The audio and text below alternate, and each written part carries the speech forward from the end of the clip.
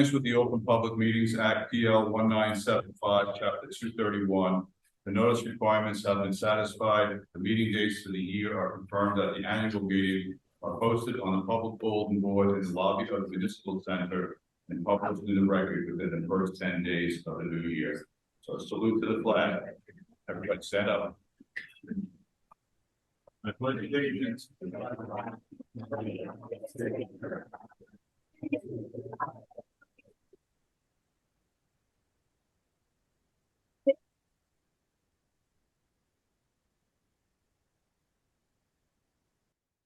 Best salute you've ever had.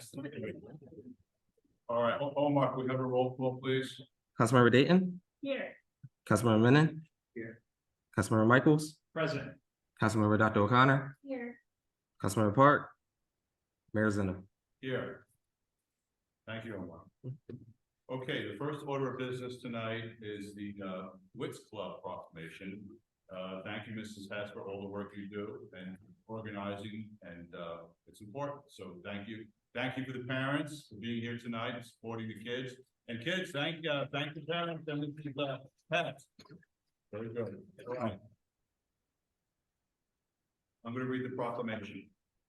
Whereas Children Product Safety Awareness Month was proposed by the Wits Club and designated to create awareness that all products used by children, not just toys, must be thoroughly vetted for safety.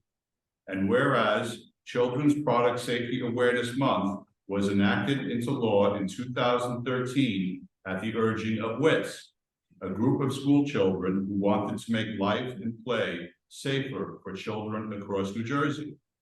And whereas the WITS Club students, World Improvement by Tenafly students, are 3rd through 5th graders at Stillman Elementary School in Tenafly, an after-school club devoted to identifying problems in society and pushing for changes to rectify those problems.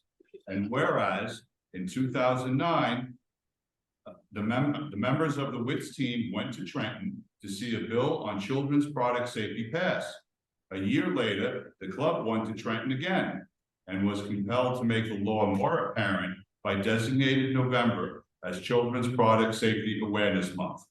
And whereas students spoke before members of the State Assembly in support of the initiative, Governor Chris Christie signed the bill into law on May 9th, 2013.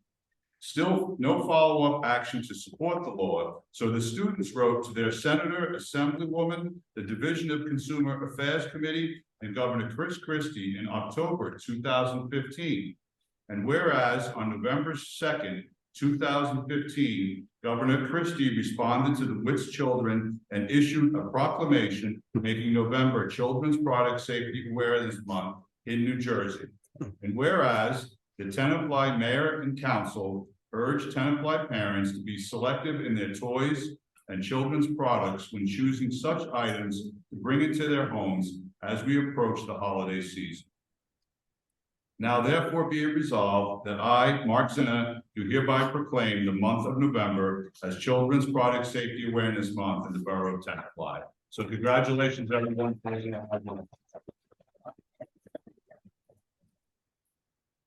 Do any of the young people have any questions?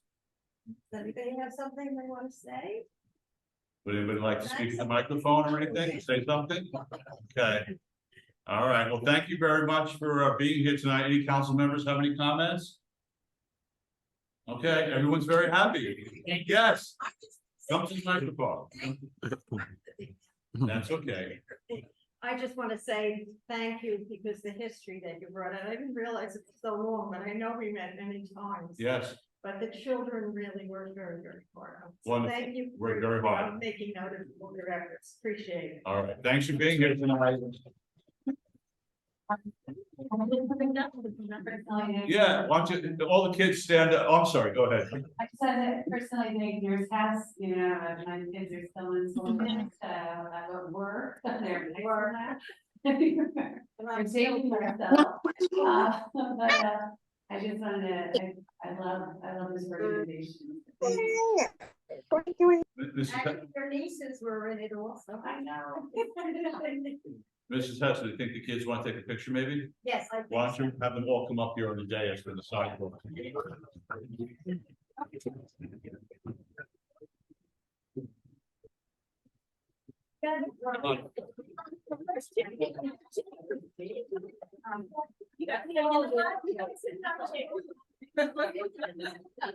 Sorry, hold on. Like, right over there.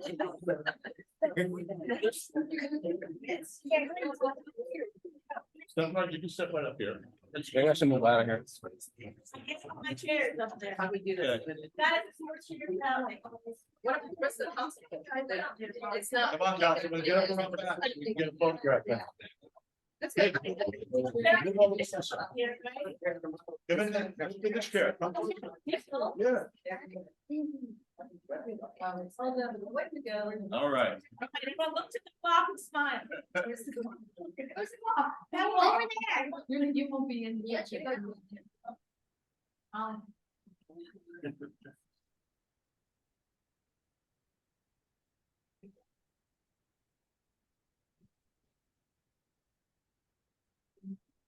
All right. Thank Everybody good? Okay. Thank you, guys.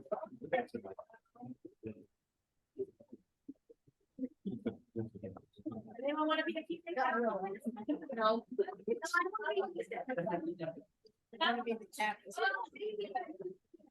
Want to say hi? Thanks so much. Oh, great. Good. Is he doing well? Well, he actually won an award, last week. Oh, that's great. Yeah, with the Oscars for the, I will, I'll tell him. All right. See you later. Take care.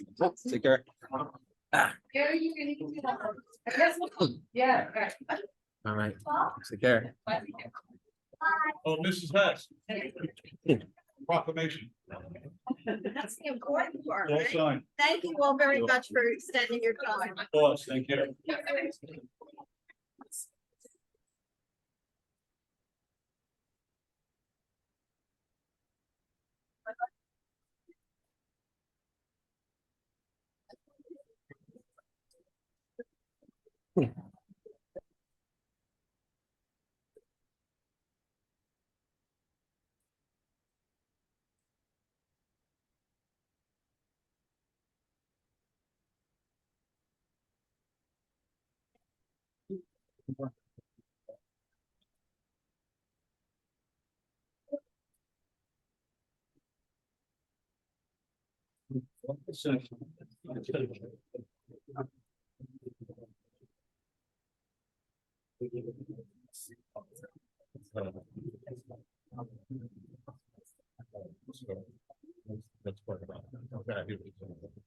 Okay, all right, next item on the agenda is Dean Drive redevelopment update.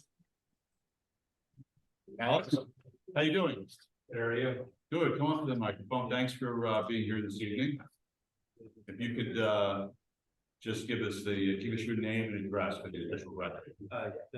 Alexander Markowitz, one of the country as Okay, so And wait, can you represent him? Sprint, the owner operator. So the council, thank you for being here this evening. You know, obviously, we're all excited in anticipation of the project moving along successfully. So the council members just wanted to have time to speak with you, ask some questions. If you want to give us some, you know, an update, and then the council members will have questions for you. And we'll just discuss where the progress is, where it stands today. Thank you. Thanks, Mayor and Council. Thanks for having me here. Right now, we are at the tail end of the development for this project. And then we are commencing out these studies for keeping the stream behind the project. I'm as anxious as you are probably as people that live here, but as an owner, I've been trying to do this project for probably close to 8 years now. So it's finally get this going and get this project finished and get to renovating what we need to do. Make the city well, this building just finished in Livingston. I invite you all to come down to Livingston to look at the project. It's absolutely, it's a world-class building. And that's in what town again? It's Livingston, Right. in Essex County. Right. It's right next to the hospital. And it's an absolutely stunning building, and becoming a destination point where people would go and retire. This building over here is going to be the second spot.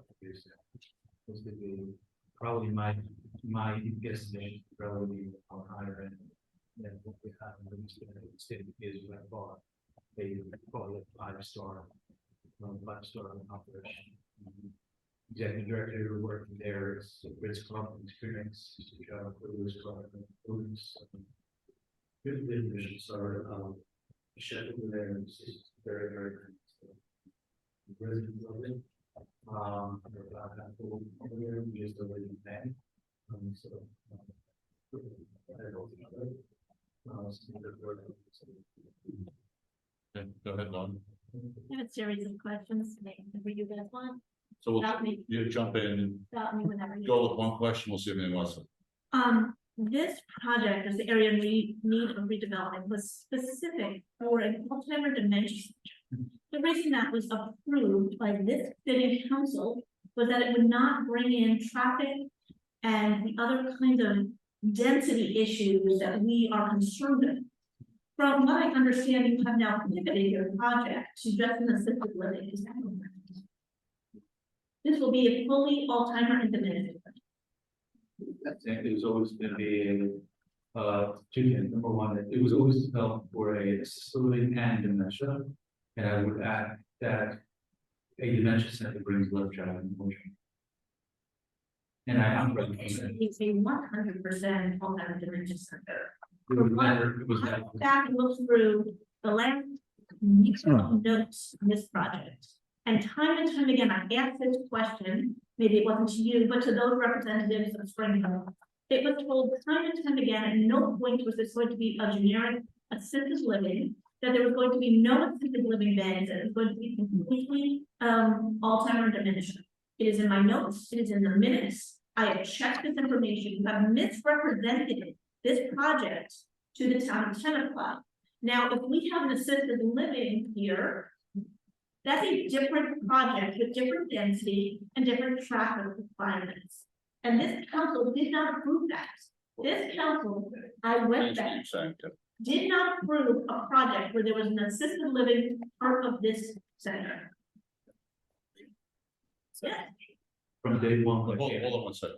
Second, I just want to clarify that, no, there was certainly assisted living because that's where the Medicaid beds are coming for that are in our affordable housing. So it's always contemplated to have, I don't know what the percentages was, but it's a graduated care.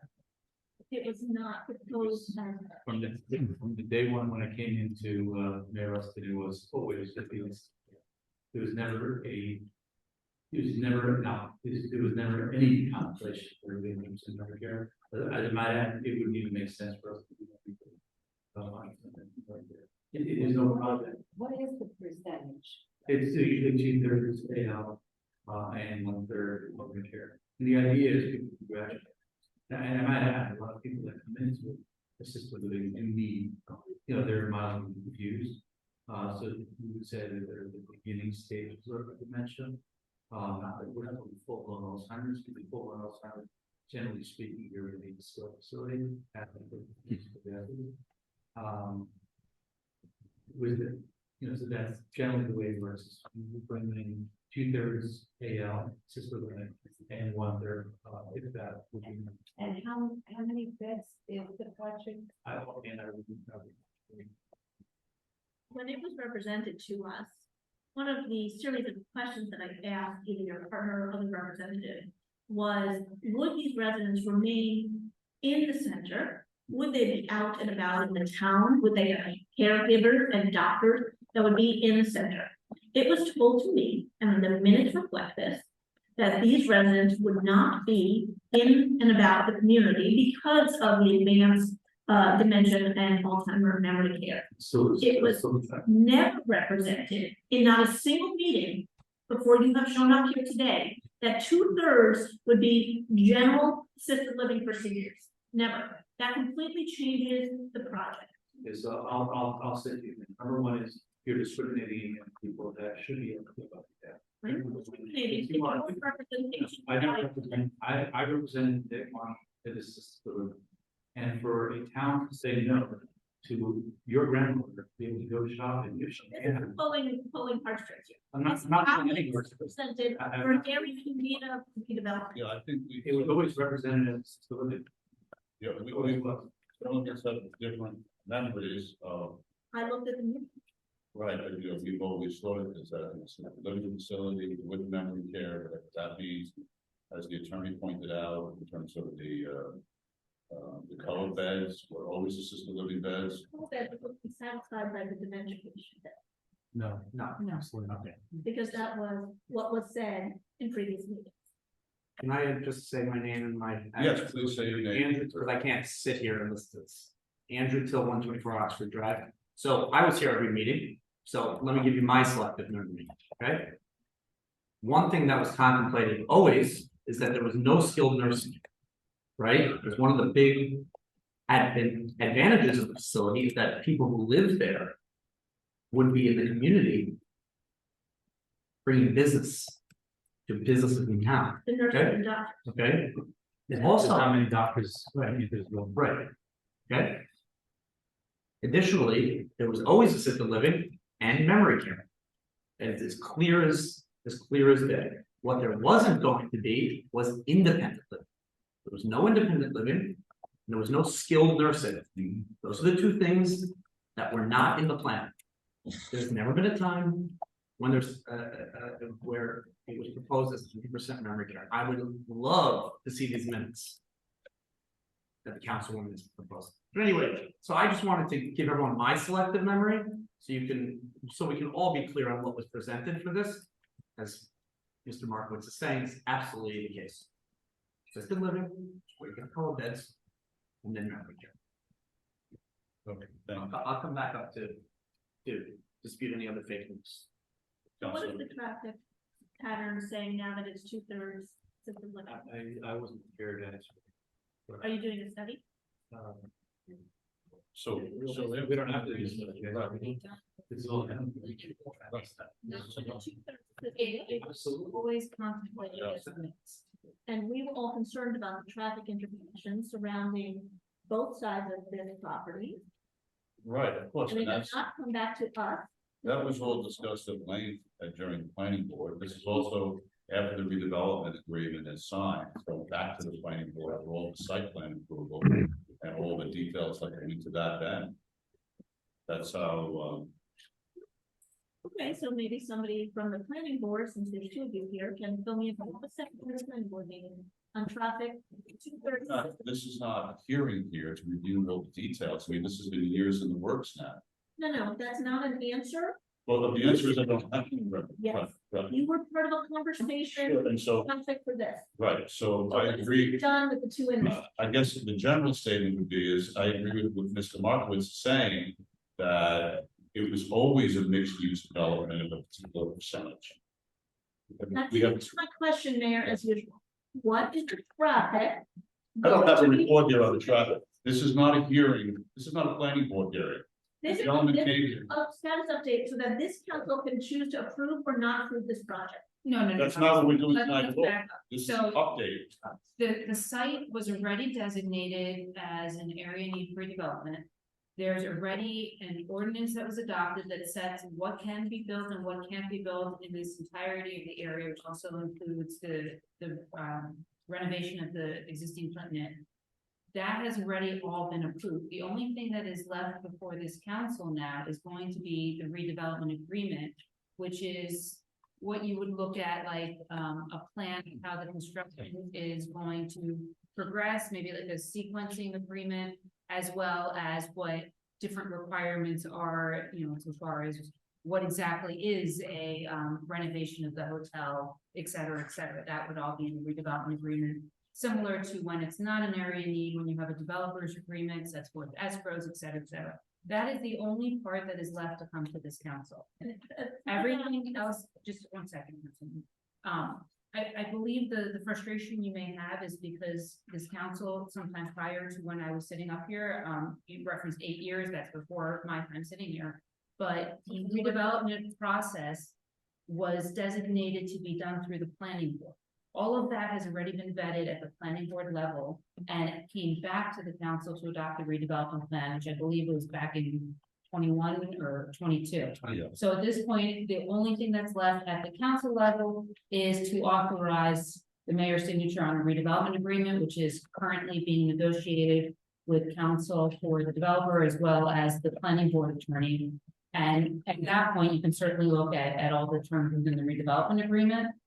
But then it's right back to the planning board for site plan approval, et cetera. It's not, the zoning is in place. The process still comes through us. And again, the council, But the process has council- come through here for many years. the council has to have a consistent and accurate representation for this project. And I'm sorry, I just don't feel that it's been so. So let me ask you a different question. Who is buying the hotel property? It's a Who are you selling the property to? It's a partner of mine who's in the hotel. Can I have the name? Probably, Go ahead. I don't have the LLC. What is their intentions for the hotel? What is, Will it be a kosher style hotel? I mean, are we bringing up race, religion and sex here? We're bringing up open to the public It's open to the public as it is today. as all day. Again, it's open to the public as it is today If for both, represented- if it's for Jewish, Indian, African American, or anything. Yeah, I And don't- I'm not sure why you want to, The area needed redevelopment. I get it. For the community. I've been on this for 8 years. I have more money in this project than you. And guess what? I could have done this to low income housing for everyone. I answered your question. You didn't give It's the an name of open- the fund. I can answer your question, but I'll give you the LLC number 1. Number 2, I also answered the question, it's open to everybody. And the answer is it's open to everybody today, and it will be open to everybody tomorrow. 7 days a week. 7 days a week, absolutely. Will it be kosher style? Again, but it's irrelevant. It's not irrelevant. It absolutely is irrelevant. It's I'm not. not sure how we can. I don't understand what you're talking. And then, I don't. understand. because the intention of the area redevelopment, in need of redevelopment, is to have your company, the deal was that your company build a community. And that's what we're doing. a community And that's what we're doing. And that's what we're doing. The council, I could shut the hotel down and we'll go away from this whole redevelopment. We'll put on. It's not a threat, it's an I actuality. don't, hold on a second. It's not a threat, you're threatening me. Yes. Mr. Mark. With all due respect, you're attacking me from day one. I'm not. I'm No, asking you're misleading about the. Markowitz, hold on a second. Okay, Lauren, we can't, why are we asking questions about the food style? I mean, it's a private business. I want to know that the deal is for the community. Yes. This is not a community deal. Who else would it be for? Who else would it stay at? And I want to have a hotel open to the public for the Tenafly community and its residents, Well, which is the. So that type of, discussion or those types of requirements as far as what the hotel operation is gonna look like, what's gonna be included. Most of that would be set forth, not the day-to-day, obviously there's, we still are in the United States of America, you can operate your own business, but there are certain requirements that are gonna be set forth in the redevelopment agreement this council will see. The redevelopment agreement will speak as to whether or not the hotel must have a catering facility, et cetera, et cetera. Right. So that will be part of the redevelopment agreement. As far as the day-to-day operations, I'm sure you wouldn't want someone telling you how to manage your kitchen. We're not gonna tell someone whether or not they're allowed to serve kosher food. I hope they do. My family will stay there as well, and then I can have somewhere to go. But that being said, there are requirements for the renovation, what the number of hotel rooms that will be renovated, what that will look like. To a certain high level extent, not color swatches or anything at that level, but there is oversight in the redevelopment agreement as to catering, operations at a high level. It was represented to us with imagery that you would renovate the hotel with restaurants and a bar. Is that still being intent? Will you still be renovating the rooftop as intended and represented in drawings to us? Yeah. Whatever was represented, that's not. You mentioned about, you're waiting on some of the feedback, I guess, I'm getting from NJDP regarding the water feedback. So, how is that looking? And, I think that I remember hearing this one like a year ago, parking is part of this, or are they looking for flooding situation? So what's happening right now is that the engineers engaged to do the stream study, Street side? which takes a long time because some of it can be done with satellite, but some of it can't be, like if there's tree coverage, they have to physically. And the stream, as we all know, they run under buildings, they run, so that has to go all the way back to the waterway. So that is what they're engaged in right now. What are they checking for?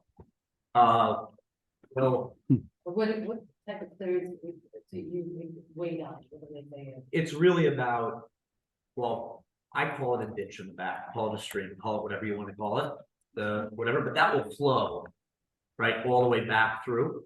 So that part of the stream, call it, it's like it's actually like the tail end of it, behind the dentist's office off of Westervelt. Kind of like ends there, right? So they have to study, that's gonna get dug out and rebuilt back there. It's not gonna, obviously not gonna solve, we can't touch every, go throughout time, but it's gonna show like the drainage, the flow into the stream, taking it all the way back, the riparian zones, all that kind of stuff, and then we can submit to DEP. So on a high level, the engineer's been talking to DEP just because they need to get through the stream study, which they're working through, but there haven't been any true application, you know what I mean? There haven't been any formal applications into DEP yet, 'cause they have to do that study. And as we all know, because we talk about it a lot here in town, it probably will be pretty helpful. The study will probably be pretty helpful to share with everyone, because the system has to get maintained, and it probably will identify where there are, potential issues upstream and stuff like that. So it will obviously be shared with the planning board and once we get it, but the engineer is working on that right now. Does that answer, just in terms of progress on that? I know it's important. I know it's important to everyone, but something that we can talk about. Councilmember, do you have other questions? I do. Alex, if this hotel, deal doesn't work, are you selling it for assisted living? Deal with, we can talk about those things. Yeah. My deal with Mayor Russ was that when I came into him and said, I'm gonna convert this hotel. That was the initial project. And I gave him my word to Tenafly that so the answer is. They don't- I would Yeah. say, You actually can't do it Right. based on your redevelopment plan and your place. Yeah, actually, Not the answer, taking it over in the town. we call it hypotheticals here, so the answer is, it wasn't that to do that. I always have the ability to bring back hotels to my portfolio. This building will have a beautiful hotel, which could complement what I would do. The other side is very expensive, very facility for Tenafly and surrounding towns, people want to enjoy it. People want to come and visit. The idea is for somebody to be able to stay close by if they want to, in their loved one. And I never allow a high class for seniors. Part of the reason why I gave you and voted yes on your extra floors was because it was so uniquely for memory care. No, it was never really. No, I'm not asking a question. I'm telling you I can't- my rationale for the additional floors. Because the representation that was given to me was that it was for memory care, which is unique in Bergen County. And I actually from there went to research grants that I could offer and help back to the memory care center that might have helped your bottom line. The representations that you're telling me today are very different. And I understand selective memory, but I am reading off notes and minutes. And so I feel like my memory is well recollected. Now, is there any opportunity here to have 2/3 memory care and 1/3 assisted living? Because that would hurt your bottom line? Because it would make sense for this project, just like we get the extra floors and then project work. Keep my word, kind of like, it was either that or it was no. How much money do you earn? What is the difference between a memory care space and an assisted living? Not space? about learning, it's about studies about film and buildings, about it's about that time, all it's. I can speak to a micro level question about how much do I earn, how it's about earning stuff, then it begins to operate. And building is only 10% of them too. I put into Livingston, tremendous amount of effort, tremendous amount of money, and it takes a long time to fill up. You're not the only one running assisted living. I- Adrian, The others this about- project very uniquely for the memory care and dementia. It, It does not exist in Bergen County. It is a need to be filled. and telling that from everything that I've, from day one, represented, it would always be a smooth memory. It was never, ever gonna be. Again, otherwise, but I know from day one, all the documentation, the development agreement itself, the resolution and everything else, will fit our sectors. Well, you build a hotel first. There's a. Well, you renovate the hotel first. To make sure that. And that's fundamental to the whole project, because the hotel has to be. Right, I think that, so the. Is there any problem, I mean, like based on Livingston, I know it's a complicated question, you know, it's a day, a week, a month, a year, 10 years. Look, I gotta mention, I've been carrying this for 8 years. Part of it, I sold it, so it's that disgusting. So the new Councilman Menon has the next question. Sure. Well, thank you for coming. For the assisted living, you talk about the, right to have the Tenafly senior community stay there. Is there anything that requires the assisted living facility to, I mean, are there any, is there anything that prevents outsiders from coming and staying there? We're not discriminating against, in Livingston saying, okay, here's the next eviction line, you can't come if you're in the hills or if you're. Right. So, Everybody, it would be, whoever wants to come live there. so basically, you can have 95% of the facility with non-Tenafly seniors.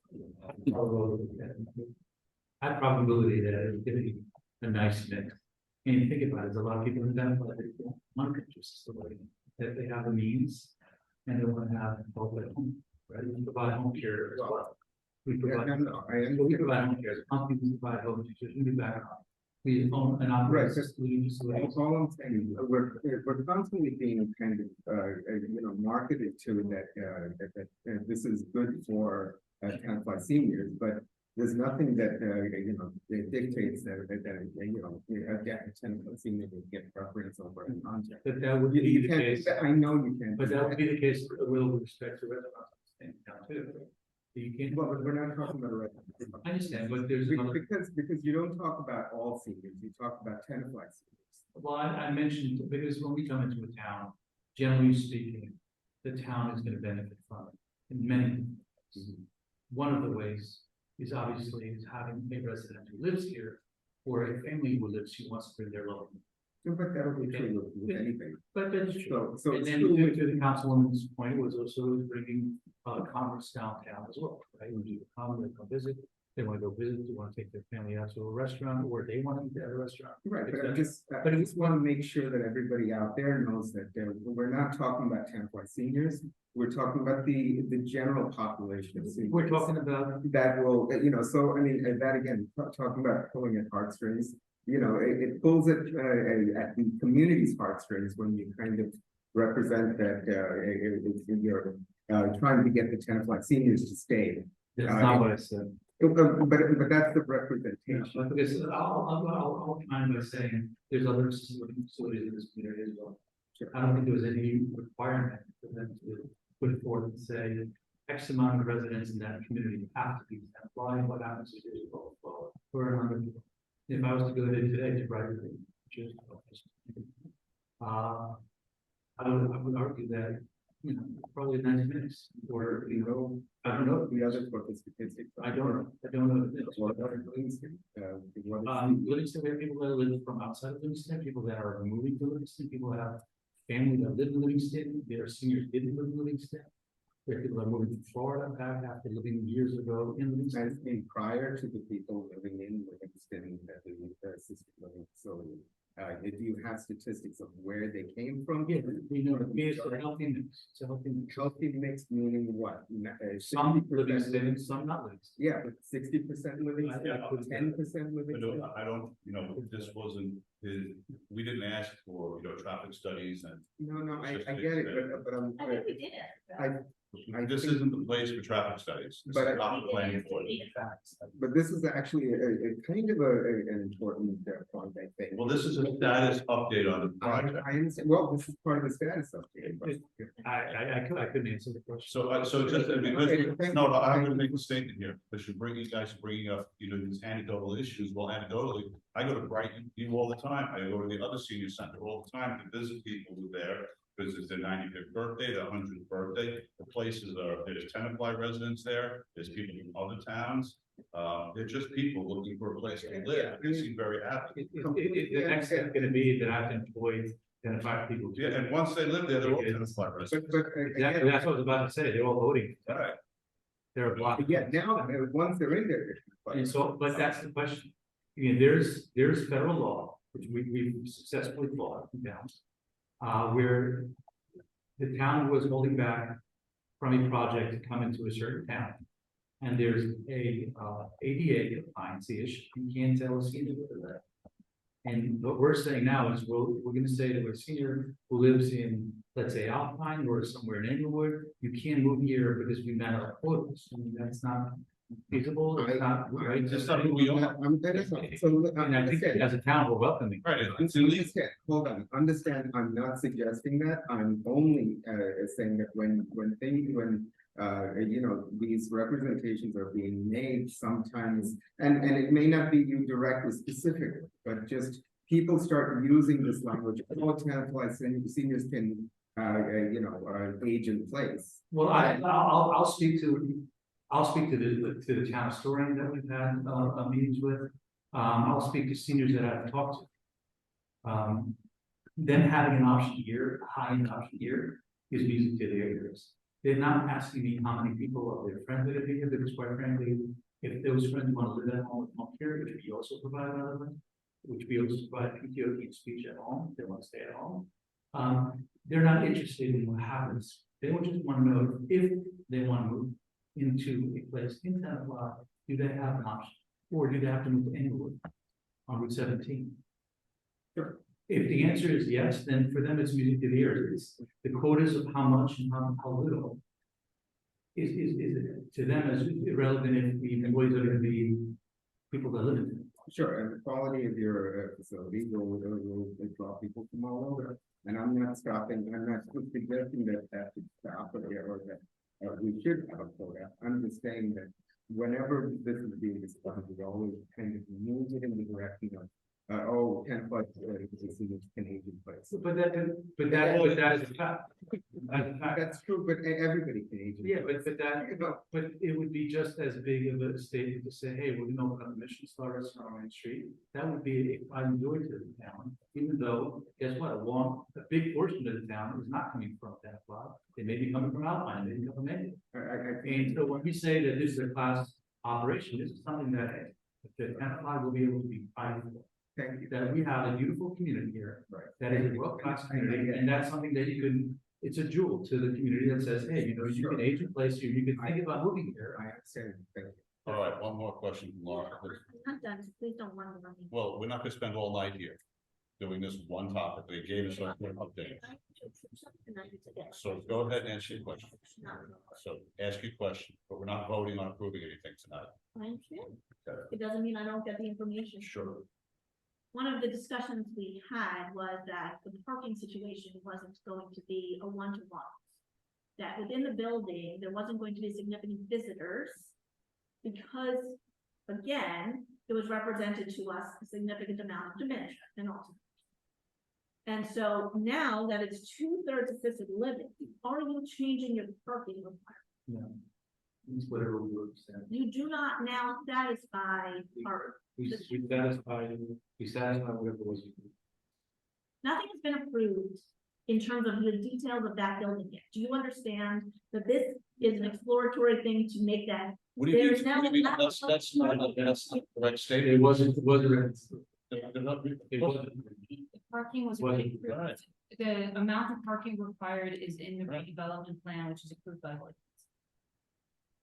The amount of parking though was represented, not 2/3 for assisted living. Whatever was represented in the ordinance. Yeah, it's all because the planning board swung through this whole thing. It is not short. Right. The parking difference is not based on visitors. The parking difference is based on whether residents would be driving. Correct, it is now short. It is not, it is, what, let's just put it this way. Whatever it is that's required is in the ordinance, and that is what will have to be built, otherwise it doesn't get built. So it won't be short, it'll be whatever is required by ordinance to be there. Nobody's looking at this? It's been looked at constantly, planning board reviewed it, there's a redevelopment agreement going on. When and if that gets approved, it'll go back to the planning board for its normal site plan approval. I mean, that's what happens, you're shaking your head no, but that's the process. For everything that goes in front of the planning board. Parking gets reviewed, the building widths, sidewalks, everything. You know, this council is responsible eventually for sending it to you for signature. Except that this council, and I know we asked for it, asked to see the stormwater management, the latest. Which isn't done, as the gentleman told us The yet. latest DEP and the traffic.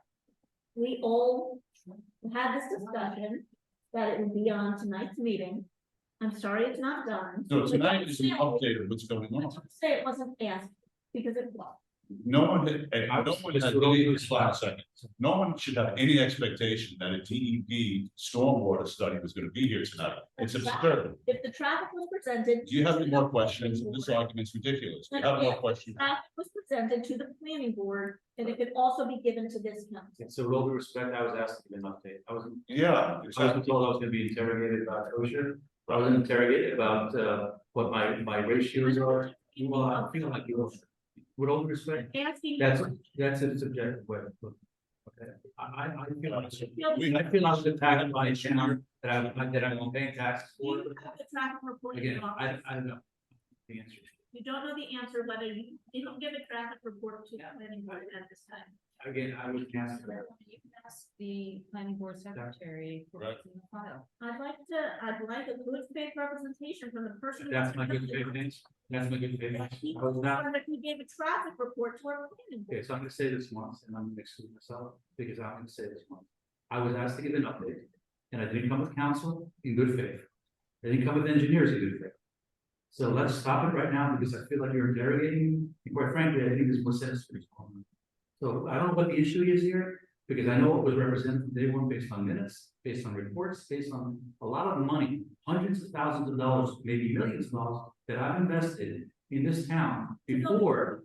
6-story. To build it, yes. We're going to do our homework on this Yes, table. to build, I'll say, The density of our town there. I'll say it clear, I'll say it clear. Okay, I To think build a first class facility before the model came, that I had to wait in line, I don't think it's. and I'll leave it at that. I'll leave it at that. I think this conversation is done. First off, I want to say from my perspective, thank you very much for investing in this town.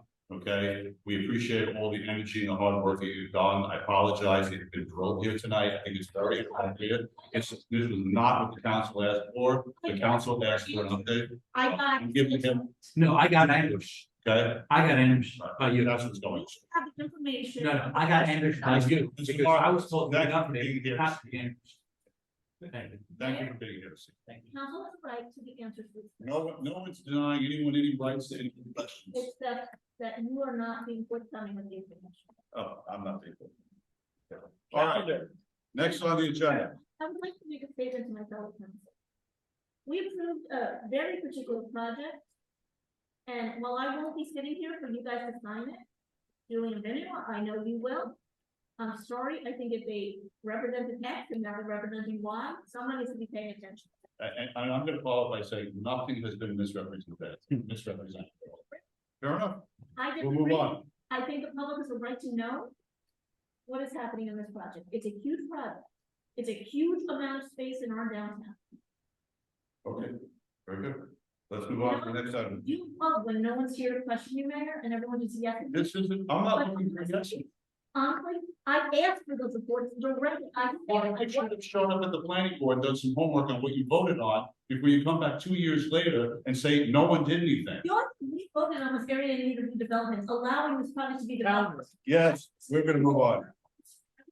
Okay, the rest of us are moving on. That we would have to approve. Calendar, 2024 calendar. What's going on with the calendar, Omar? So this is a preliminary or proposed schedule for the upcoming year for 2024 for mayor and council, and also the holidays for Borough Hall to be closed.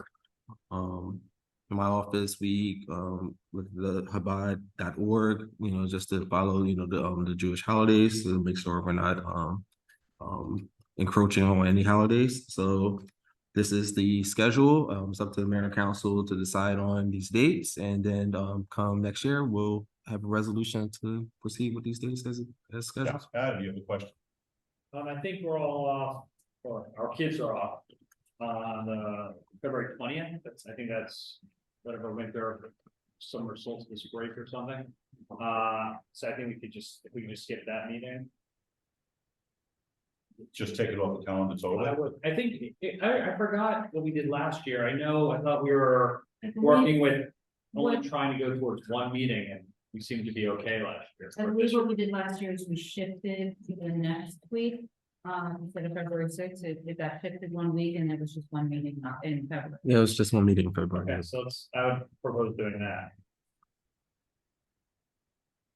Then we have to make sure there's not. Let's check if February 20th. So do, instead of February 6th, do it the next week and take off the 20th. The 13th. With the 13th.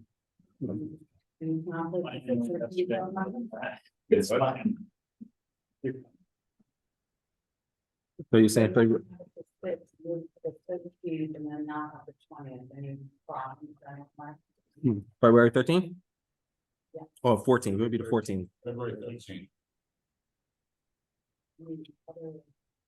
Stuff happening.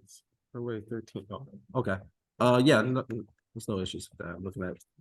That's the week of the 20th. Yeah. Week of the 19th, we have Okay. So February. Tenafly this year, instead of having President's Day, which is Monday. the entire week of the 19th, we have all. So This is what we're saying, is moving the 6th to the 13th and then canceling the 20th. Yeah, Okay. that's not good. Yeah. And then, Wendy, if you remember, I can't remember yesterday. So, We did the same thing in April. so we're taking out the 6th and we're moving the 2nd to the 9th.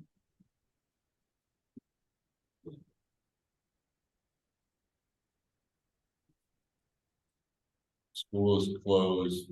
We're in February, sorry. That's fine. Yeah, that's what's on. Right. So let's take let's cancel April 16th and then move April 2nd to the 9th, please.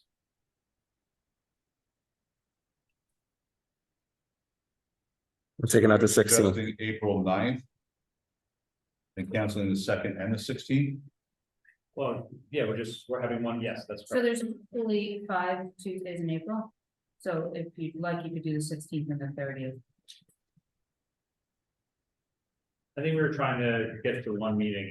I think, If we did this year. Yeah, the only thing I would caution is because there's 5 Tuesdays, you're going an extra time in between. if I remember correctly, last year, because of the budget meetings, during the month of, possibly during the month of, end of February, going through March and then to April, I think that was one of the reasons also to kind of minimize the council meeting dates. We had 6. Right. On the 9th, and then we have May 7th.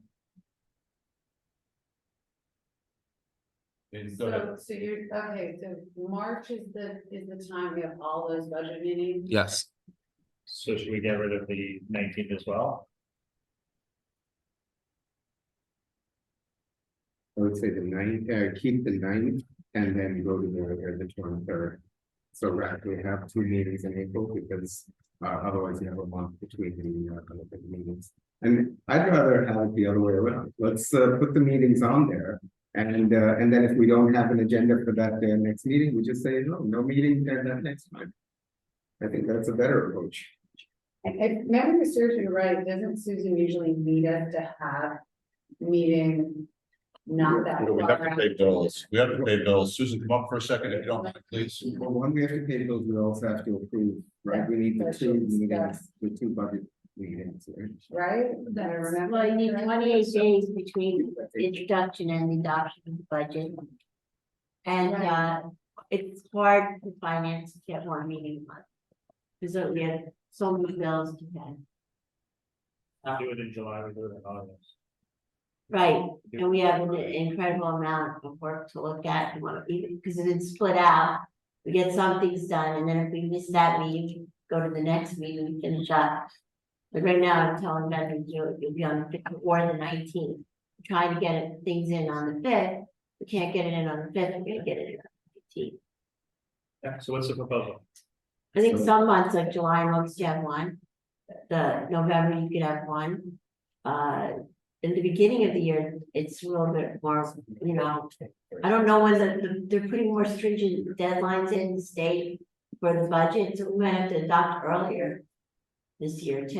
So, So you can have budget meetings, and then you're gonna have to make sure you have the other means to handle the budget as well. so So can we maybe say two, the 9th and the 23rd? for which month? For- I would do two. That is two. Okay, so 9 to, he's right, we have the school.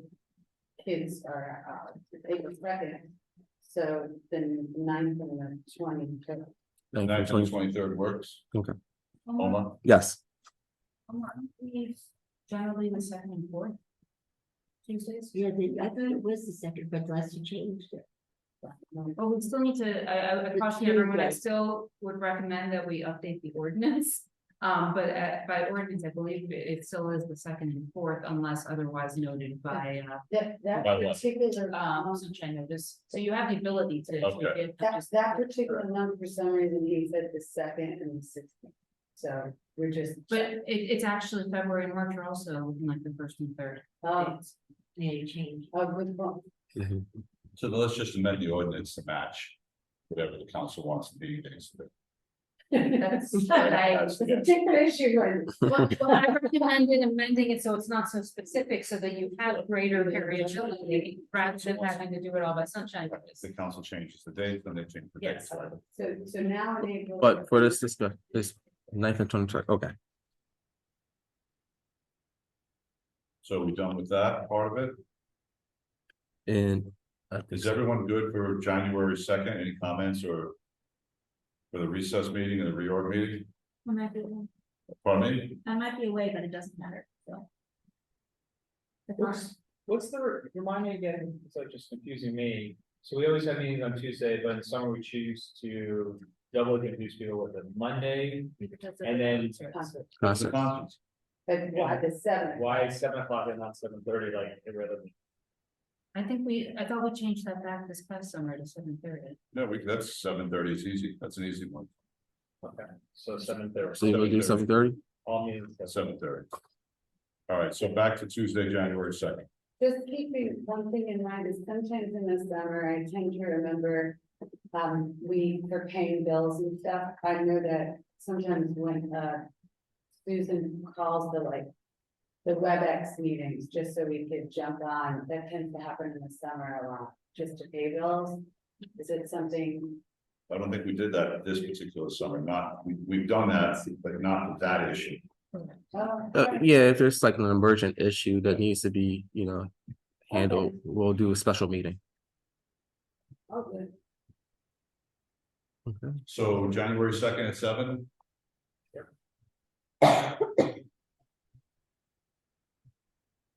There's something that you're, No, I'm just asking. That's your party. No, Omar put the date down, so if everyone's on the same page, we're on the same page. Okay, I think we should just double check it's correct. I still don't think it's official. Sorry? Whoever is being seated. Once the election's Let- certified, yeah. Let's double check. that doesn't matter until Wednesday, 5 o'clock, so, but So we can- tentatively, this is good. Again, I just want to make sure that whoever's seated. Maybe it works for them as well. Yeah, of course. Okay. Good. all right, Yeah, we're on fire today. all right, Tenafly Fire Department Junior Cadet Program. Yeah, how you do that? Very nice. All right, you want us to, Can I do an intro to this? Yeah, of course, go On the ahead, fire related. go ahead. The fire department for a while has been trying to increase its number of volunteers. One of the best things it has is its junior fire program, which gets a lot of the high school students in the local area, and then they stay on. And come back, on holidays and work for like volunteer fire hours. It's really great. So they're trying to increase their coverage, and their participation. And so, I think they're looking to, have Wendy or our attorney just review it and make some updated changes. And also, if anyone that wants to be in this process, it's great. Hands-on program, they, don't treat you with kid gloves, they really put you in. Something maybe the joint use should bring up if joint use ever meets. So.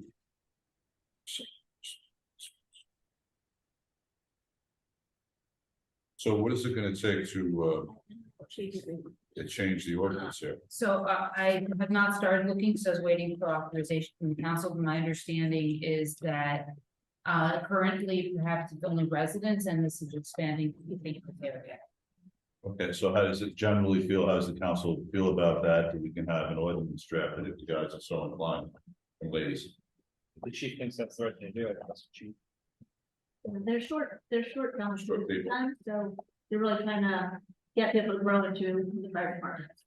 So Wendy, do you want to reach out to Captain? Sure. And then let's put a draft ordinance together for the council to take a look at. Okay. This way we want to make sure we're all on the same thing. I will also say that there's been a request from the fire volunteers for more education. So something to consider in the next budget. You mean more visual training? Correct. Or more coverage.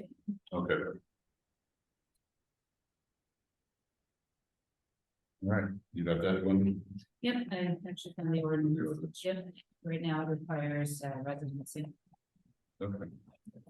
No harm in opening it up. I will say our 2 decades. Yeah, yeah.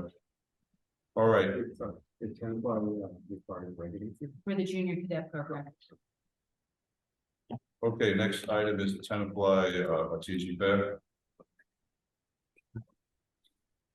This, This one over. yeah, sure. Go ahead. Sure, the Tenafly Chamber of Commerce is having an event on December 2nd, and at that event, they would like to serve alcohol. They would like to serve alcohol by Peace Plaza, and in order to be able to serve alcohol, they need council's approval because it's being served on borough property.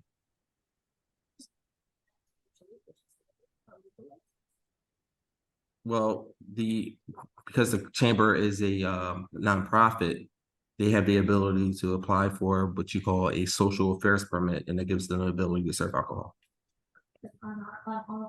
Right, so this is one of the, this is one of the events that the borough, although you're not contracting with a promoter for it, it is one of the multiple events that were in discussion between your borough committee, the downtown committee, as well together with the chamber.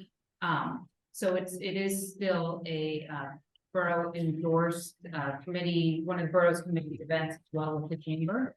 And the location was determined to happen over here in order to have indoor-outdoor space.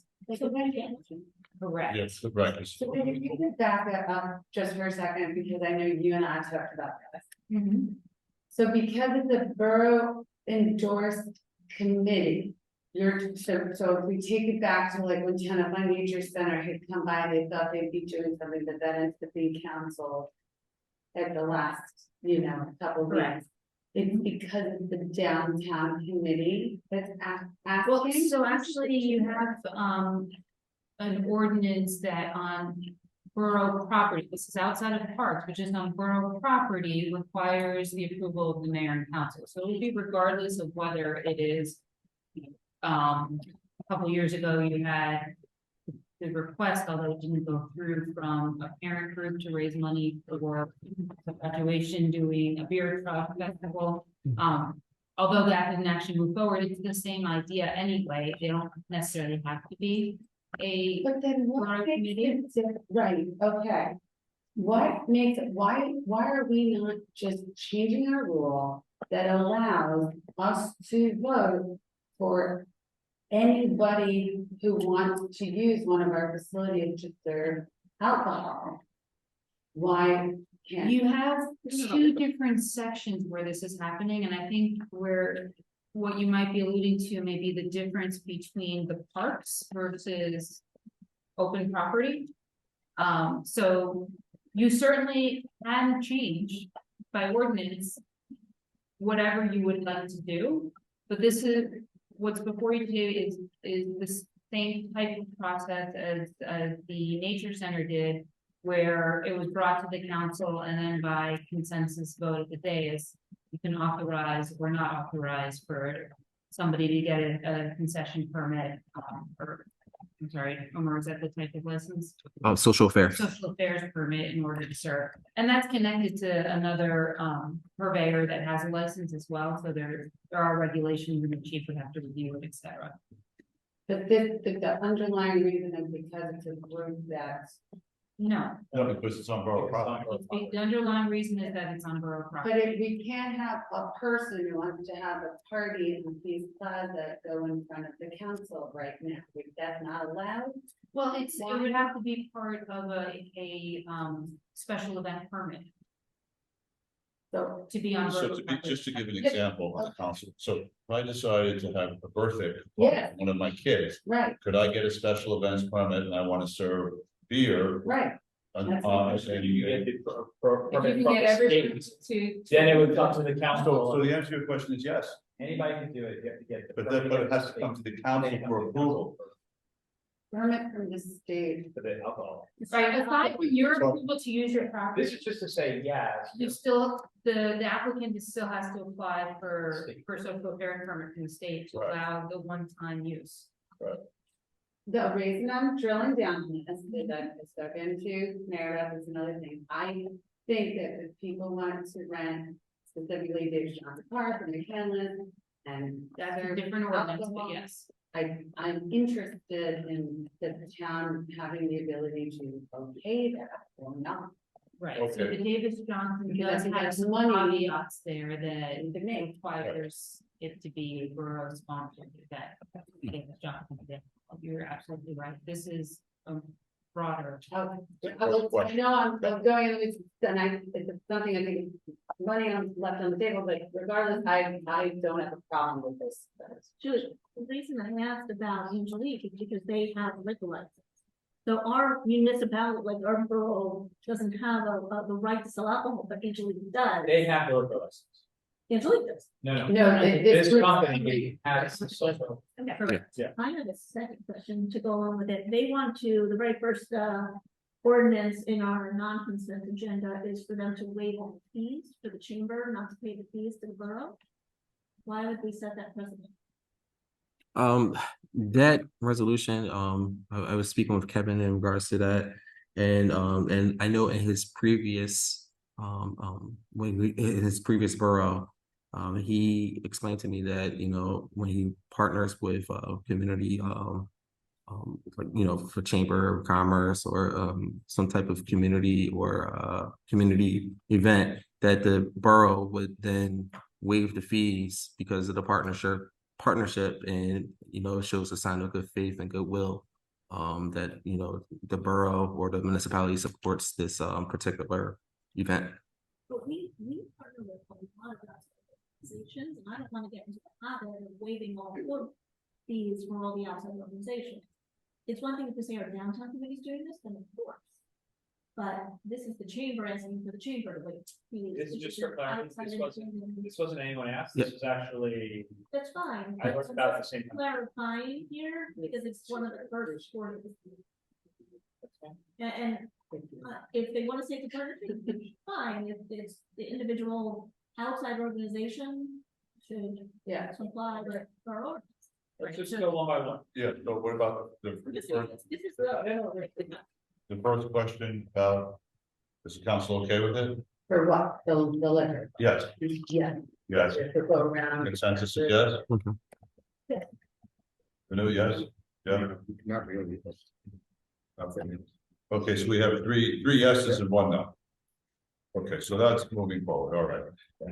Administrative report. administrator's report. That's later down. Oh, sorry. Right, does anyone have any general questions about that? I explained why administrator's out. Which Go ahead. is for the annual report, and I actually did try to call in the borough, but he's not in. If somebody can please follow in, our downtown lighting, our street light trees are out. So that Streetlight needs- trees. And I did call into Lynn, like, over the Yes. DPW, a lot of them are out, you know, it just. I didn't know if it was, I saw the same thing, I didn't know if it's those boxes on the bottom, it's not the lights, honestly. Well, I'll speak So to, the band of lights, like if one goes out. So I anyway, will, check on that. I will call Mike Cassidy up this man. Small. The second thing is that I did meet with Kevin and our senior services committee. To order, we are gonna be, again, one of the first recipients of the new senior van that has double wheelchair accessibility. We are considering to get a second one, because we have to give the county van back, and it's used by so many of our seniors. So I'm throwing that out there for the 2024 budget. I've asked Kevin to give everybody the specs so that we don't lose momentum for our seniors. Okay, And that's in his report. right, you spoke to him. I did.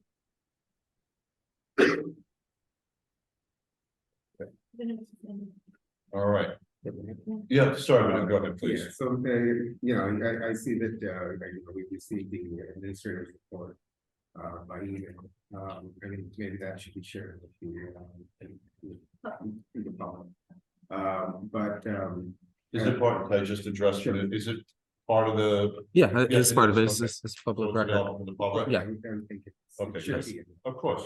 But, and, you know, something else I want to raise, and I think, the council, should be aware of this, is, you know, that apparently, there were, 6 pages of, things left over from the previous business administrator, the borough administrator, that I think, we're not aware of. And, you know, I think there should be. You're talking about the open projects. Yeah, the open project that were left over from when he left.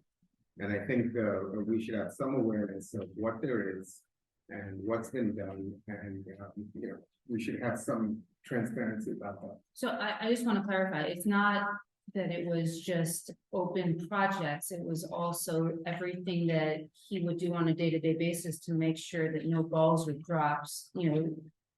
It wasn't necessarily just a project, it could also be like, who inputs medical information without HR right now, things of that nature. It was an assignment, almost like when you leave a job where you have the transition memo. It wasn't just things that were left on the table that weren't getting done. It was more of a transition memo to make sure nothing got dropped in the transition. Right, but I mean, I think also that, you know, we as, within the council, we should be aware of what has not been done. Yeah, I think in it's just terms a- of, yeah. Yeah, Kevin has, I think he's completed that. So there's no reason at this point. Well, I would love to know what those. Yeah, that's what I'm saying. Tasks are, without it just being said that, hey, it's. No, I'm about, Okay, so I'm saying it's fine to show, I think he's completed his list in terms of preparing the document, not editing the list, but preparing the document, and he's probably ready to share that with the council and anyone who wants it. do we know what the, how that compares to the original list? No, I haven't seen it, I haven't seen the comparison. Okay. So we'll have to share it with the council. I mean, I can tell you, I sat down with the outgoing administrator and the incoming interim to make sure that everything that is done on a daily basis to operate the borough was getting assigned, and that Kevin would know who to ask to find what. Right, but I think it leads to a bigger question of, it just being aware, you know, there should be some transparency. And you know, people were, I think, under the assumption that the previous borough administrator had been doing, you know, basically all of his work. And you know, there were a lot of things I think that were probably left behind from what people were doing. And without having that information, you know, it's hard for us to tell specifically what is the role of it. Understood, but I would disagree that that's what it was, but I'm happy to review and discuss with Audrey. I would love to, The to-do list can go to all of the council members, it's no big deal. I don't actually have a email copy like that, you just sat down and discussed things on the We'll list, talk but together. again, it was, what contractor, in the midst of negotiations, what's, the roof. When they're supposed to start, when they're supposed to end, all of that kind of stuff, it wasn't things that weren't getting done, it's everything that is being done on a daily basis. If there's something on that list, that'd be pretty bad. Yeah, the list changes every day. Yes, of course. It's a moving target every day. Yes, but I think it's kind of minimizing what things that were not done are project related and that were kind of delinquent rather than No. just There's things. nothing delinquent going on. I mean, if you're sharing the to-do list, the original to-do list. It's no big deal. So We'll speak to Kevin, I'll speak to Kevin and have him share that. Not the regard, not what he's put together, rather the original. What would be an idea. I have a printed copy with my notes, should write down who was doing what, happy to sit down with you and share it. Thank you. Can I talk about the grants? Sure, of course. I don't want to talk about it. Yeah, it's part of the administration. First of all, this has been a project of ours with Millennium. We seem to get enormous amounts of grants. We are not applying or following through with most of them. I think that, I'm not sure the system works for us. Millennium is expensive. And while we are getting incredible grants sent to us, none of us have a system to actually follow through. My senior services committee, for example, meets numerous grants, we keep asking for grants. And the timing of them is like a turnaround of 2 to 3 weeks, so by the time this meeting happens, then I bring it back to my meeting, the grant time period is finished. So we're losing out here, and just taking today, there's playgrounds, there's green spaces, and I'll let you talk about the property acquisition. There's so many incredible grants, we should be on all of these, but I don't know how to enact a better system for us to say yes, no on each and every one, and have somebody do this kind of work. We don't know what each grant costs to prepare, so I'm not sure this contract with Millennium that we tried for this year is the best system for us. We seem to every week say, oh, that would have been great, and pass it by. So I leave it into your capable hands, council, as we go forward, to find a more realistic approach here. I think it's. Adam, go ahead. Yeah, I mean, I always take responsibility in the sense that I think the way it works was supposed to be, we pay a little bit of money, like I was like $5 grand less. Right. To get access to this list and for them to send it to us. Then it's up to us to go back and say, we'd like to apply for this grant, these 3 things. And then there's additional money that if we want to hire Millennium, that's why it was attractive to us, for them to do it. So I'll always take responsibility that if I found something that was interesting, if I can follow through with Millennium, then and fill it out. Directly to that point, one of the things that was important for me, yes, a lot of them look attractive, but the numbers are usually relatively small. And with all due respect to $50,000. And when you start to do the math to say, let's make the math easy, $100,000, but it's only a 10% chance you get it. Is it really worth paying Millennium $15,000 for a grant that has a value of $10,000? Sure. What's attractive here, because I don't look backwards, I look forwards, is there are 2 grants that are very attractive to me that Omar, if we could work with Kevin, I'm happy to help. There's this Green Acres Jake's Law Playground Grant for $750,000. That could definitely help build some equipment. We just bought a piece of equipment just recently, right? So that one I would love to do, and I have no doubts within about 30 seconds, we can come up with 5 playground things we could do. And then the second one that was very interesting is the EDA. It wasn't the, thank you, Omar, for sending it to me. There was one that wasn't in the original agenda, but the EDA, Economic Development Authority, Local Property Acquisition Grant, that is actually a grant of up to $5 million, which most certainly we've as a council been talking about, I wish we could get this property, wish we could get that property. I think those are 2 very specific. I'm happy to work with Kevin to get those grants applied for and go after. And the good news is that there's a bunch of time for them. And it looks like, they, you know, the one that I like, the EDA, they haven't even, created a deadline. That's how early we are in this process, so. So you're talking about the EDA and the Green Acres Acquisition Grants Program for Well, 24. there's 5 of them, the Green Acres Jake's Law Playground Grant. Yeah, which I think would be great for us. You know, and that, no, go ahead. I just wanted to add, because I know that the mayor, Jake. Councilman Menon, I think maybe Councilman Clark, you're all on the hiring committee for like the new borough administrator. Right? I think Councilwoman Davies' points well taken. It would be good if you could maybe ask that when you're interviewing the PA. Is just this idea, the grant, because she's right, we haven't really pulled the trigger on the grants now. I'm just wondering, if the VA, I think it really does, you're right when you say that the council person themselves is, okay, I really like that one, but the VA is the one who's gonna shepherd it. And if the turnaround times are just like a week or so, it might be before a meeting even occurs, in which case we do need a VA who's really comfortable with, you know, this grant world. So I just think it's worth, when you interview. And I think just for clarification, I think I'm asking and telling. I don't think we're asking the VA or anyone in staff to write the application. No. It's just overseeing the millennium. Call, make sure we're, yeah, all of it. So, but I will say, what happened is, we picked 2 different senior grants. And Millennial was on board, we're on the phone with them, we had a designated person, they were gonna be a grant writer. But then we had to come back to our committee and get the data and the information and the details.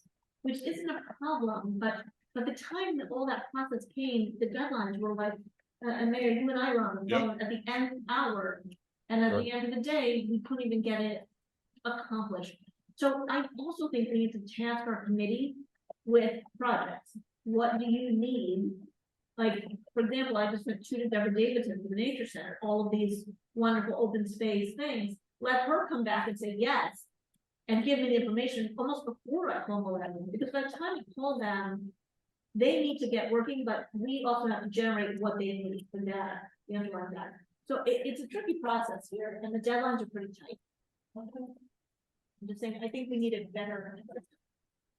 You know, maybe one of the things we should think about, because of the timing is always an issue. Because right now, the council is approving spending money on grants on a case-by-case basis. Which means at the minimum, they could be 2 weeks before, you know, you're aware of it from one meeting to another, then the conversation starts, and it's another 2 to 4 weeks go by.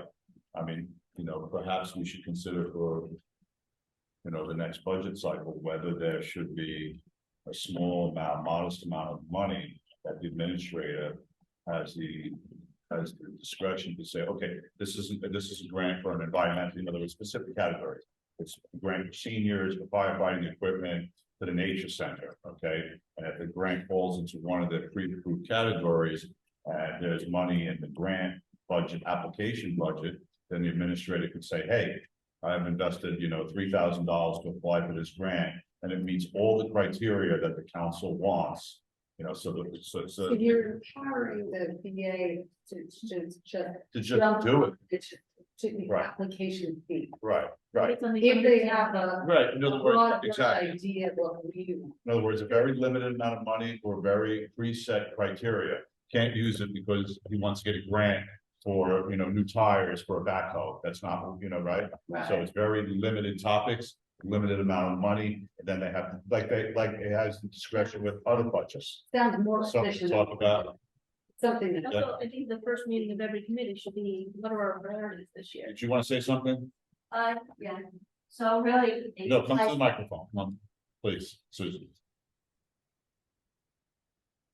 So I had a line item in last year's budget, it wasn't named grants, it was just under the engineering section for other professional fees, which was related to applications for grants, there's not much money in it. But really what should take place is you do your capital budget, you make your wish list. And you follow that wish list and look for grants that apply to your capital plan. And that's really how you should do it. Thank you, Susan. Well, Okay, any other comments, administrative report, we move on to correspondence? I should say, for Adam's, land acquisition, the EDA, we should 100% be working on that. Yeah, let's get to, 100%, 100%. Good fun. Okay, excuse me, correspondence.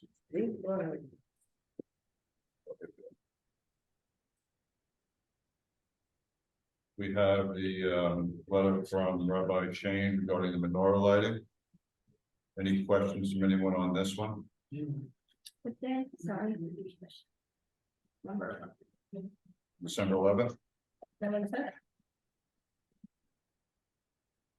yes, Monday night, December 11th. At December 7 p.m. 11th, 7th, yeah. It's very, very dark and Tyler, because they're gonna get some lights or like, you know. We can get them lights. I have 9 candles that are coming on December 11th. Yeah. Lights for the event, yep, we can provide lights. It's Yes, it's dark. It's very dark. Well, we should have, we have, we fixed up the light bulbs, light. We did, but I still So don't think that's right. It's pretty dark out there. it's very dark during that ceremony. I can never see the donuts when he's handing them out. And well, there's not. Okay, so we'll check out the lights. Everyone's okay with that? We can put that on the website if we put our tree lighting. Are we doing the crush and tree lighting? Yes. Yeah, we covered that last month. We did, but let's put the date on our website. Omar, you'll let Popovich know about this? Yes. That he's good to go. We talk about the other correspondence, the leaf. Yeah, of course we are. Yeah. And so we have, everyone has this letter from the residents on Magnolia and System Terrace. You know, this is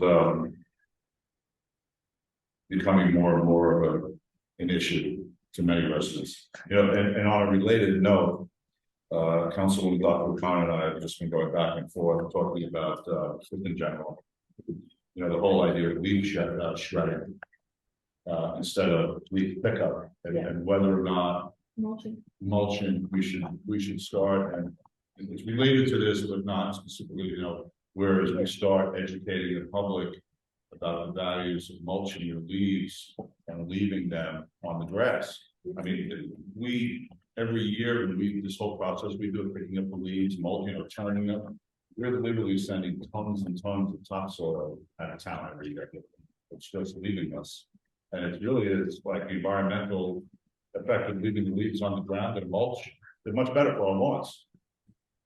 Much better for our lawns. Yeah. So we're, you know, I think we're gonna start an educational process with the public. We'll figure out those details and come back to the council and report on it. But in terms of the mowers, you know, what's the latest with the environmental commission on the mowers? Right, so after we spoke, With the leaf blowers, excuse me, leaf blowers.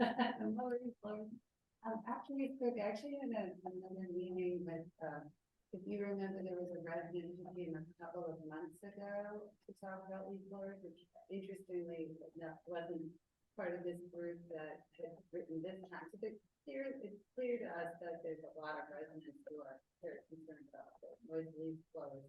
I met with her and other members of the environmental commission. And so there are a few things that came up. We agreed that we want to do more of a information campaign about leaf blowing versus what, you know, how you can leave your leaves in a productive way on your property, or the electric, you know, version of a blower versus gas powered.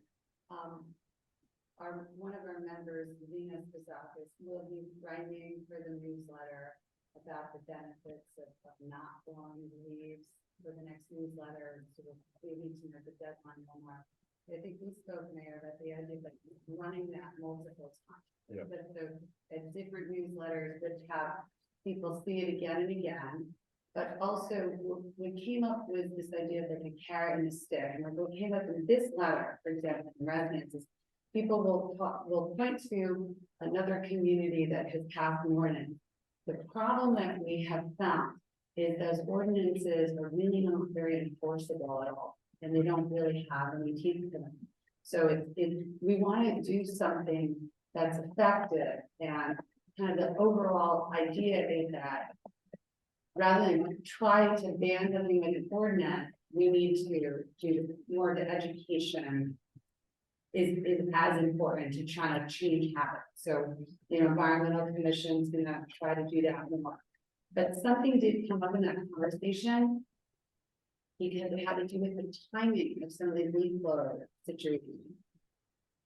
The person who was on the call with us had mentioned that they had started blowing leaves before 8 AM on one of the days. And she called Borough Hall and found out that it would be, and this was, I think, on a weekend, honestly, that it would be the code enforcement officer that would actually like stop that or find them or something. So I said I would bring this up at this council meeting because this is something that residents really want to know.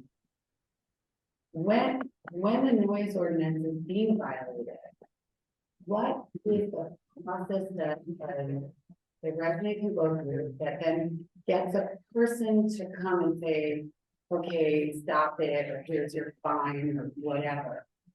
What is that? And if it doesn't exist in a efficacious way, that, okay, well, I have code enforcement officers coming in at noon.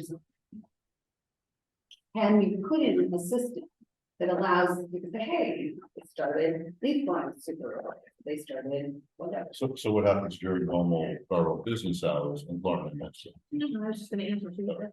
During normal business hours, at Borough Hall, you talk to the building department, code enforcement's in there.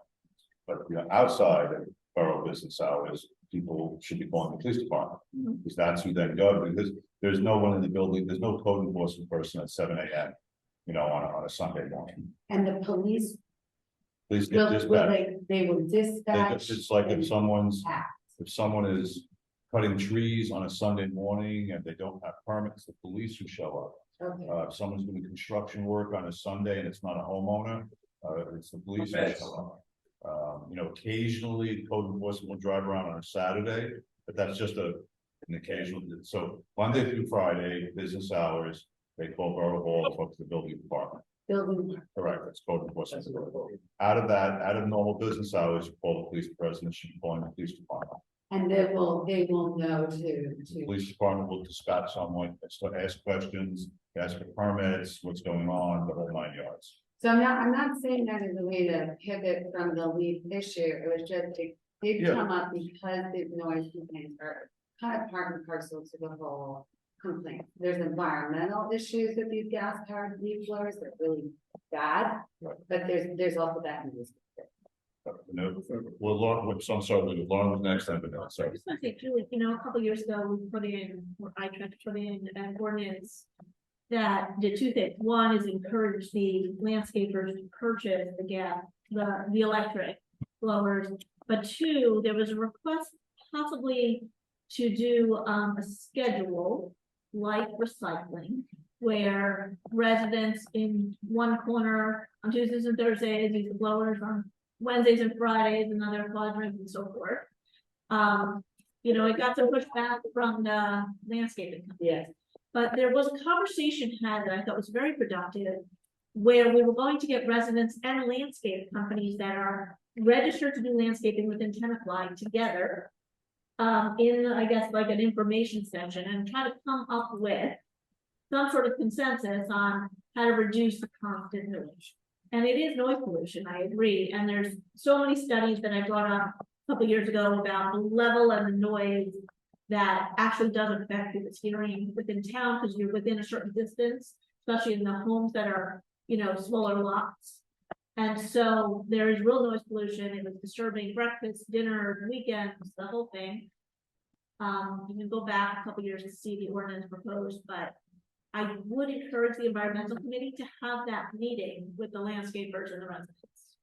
Yeah. I think that's the next step that needs to get done. Yeah, accurate statement. Vanilla? I'm not sure, you were talking about what you and Julia talked about, I think, about the mulching of. Yeah, about maybe educating the public on the benefits of mulching. I'm just wondering, that would also be a dual machine, right? You have those noisy. No, it just stays on the ground. The lawnmowers, they're mulching blades, right? I'm not a lawnmower expert, but there's mulching blades on lawnmowers that when they cut it, they're not, it's designed to leave in the grass. Okay, then so these would be mulching the leaves, basically. Mulching the as leaves they're- also, same thing. Yeah, so you cut it's like you're cutting the leaves out, yeah, chopping them up when they stay. Yes, sir. Yes, if you're finishing, my name is Rand. Well, we're gonna have public comment next, so if you, yeah, so come up.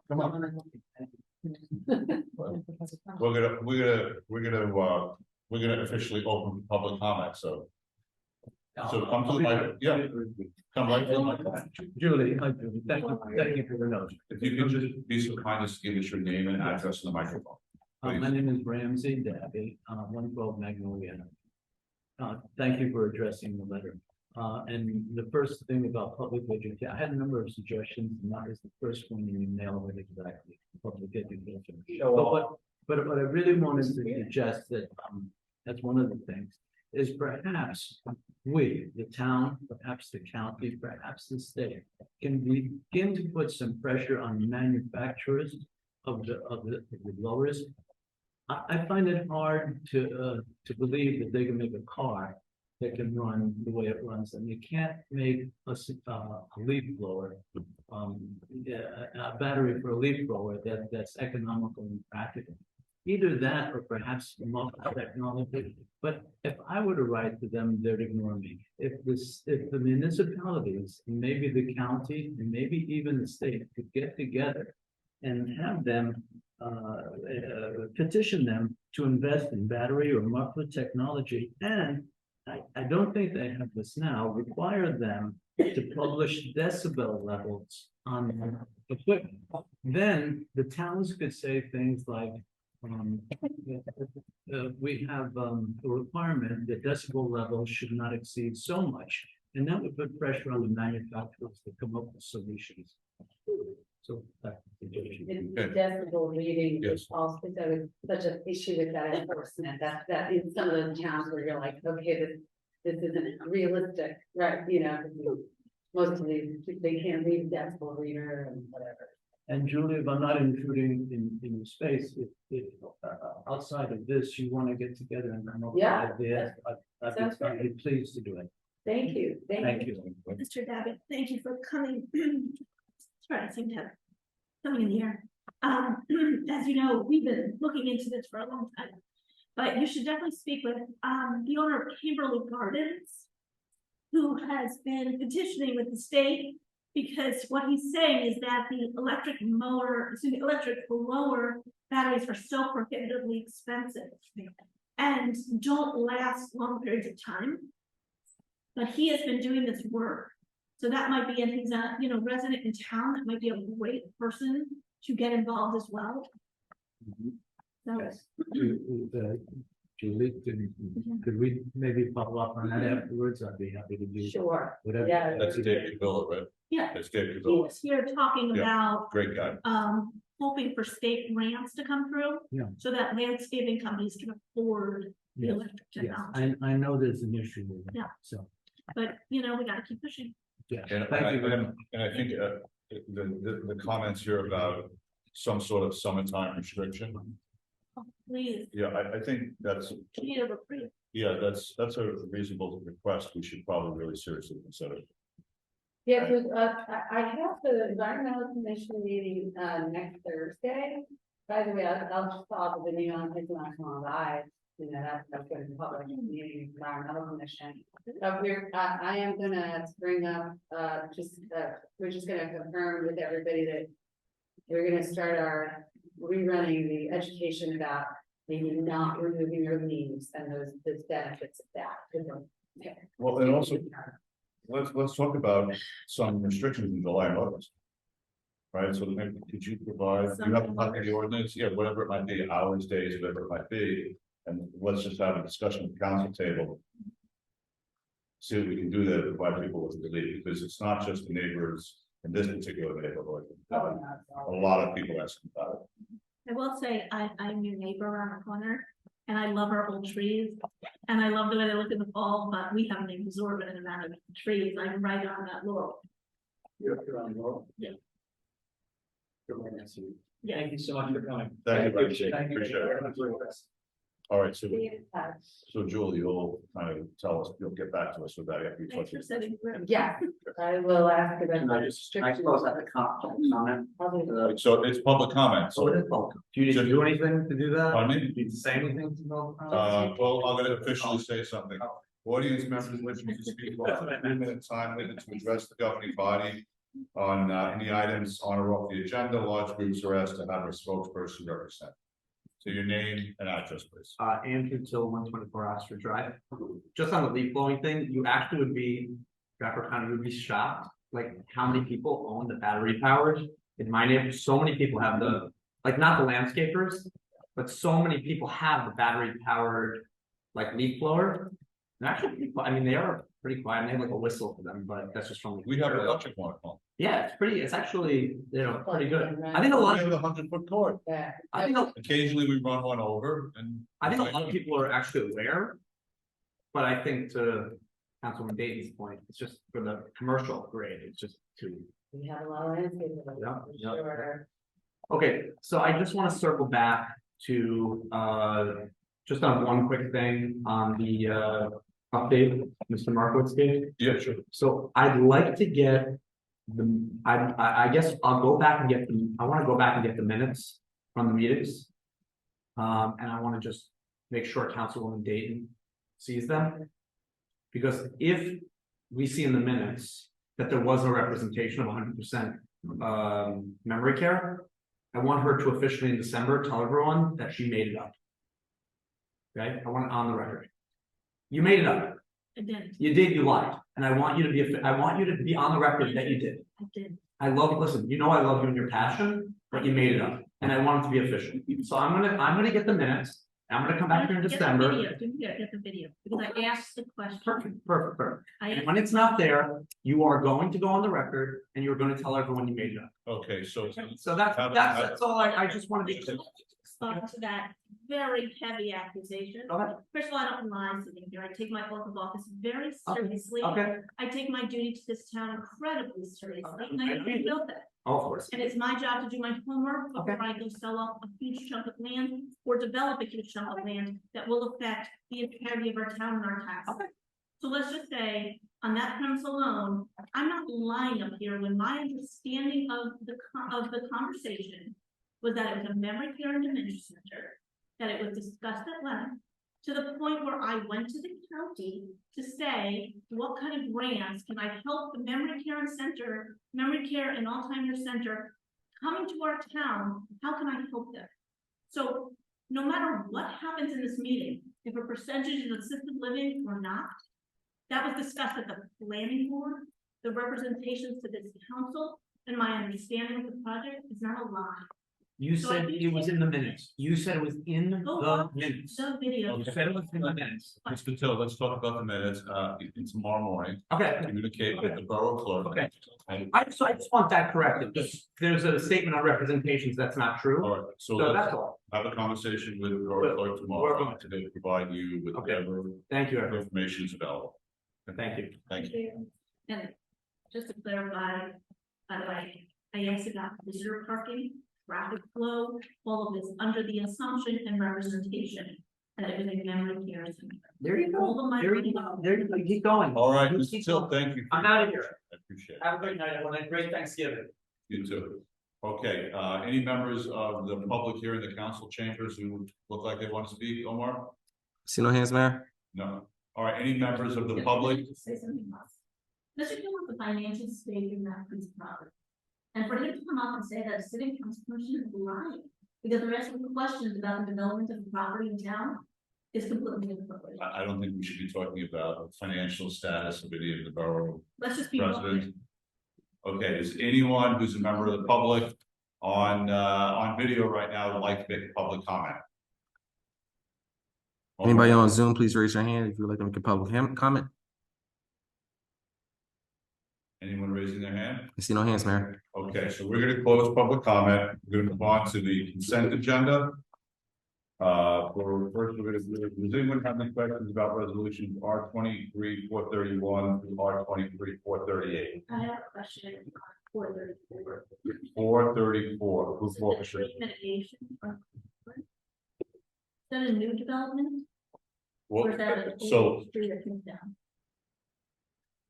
well, Kenwood would just be a single home there. No, I understand, single residential development. Anyone who put it, Google it. So the escrow monies were deposited March 9th of 2021, so this is not new. I don't know when the work was done, but the permit would have been taken out in early 2021. Was that a existing home that removed a tree? Or was this like a new construction in the lots? That's not information that I would have. Again, we are continually finding Talk about that last. people are not spending, and replanting their trees. Wanna make a point? 434. And just by way of clarification, I'm fairly certain that that's before the ordinance that Councilman Lennon and Dr. O'Connor worked on to strengthen the mountains. I believe that was July.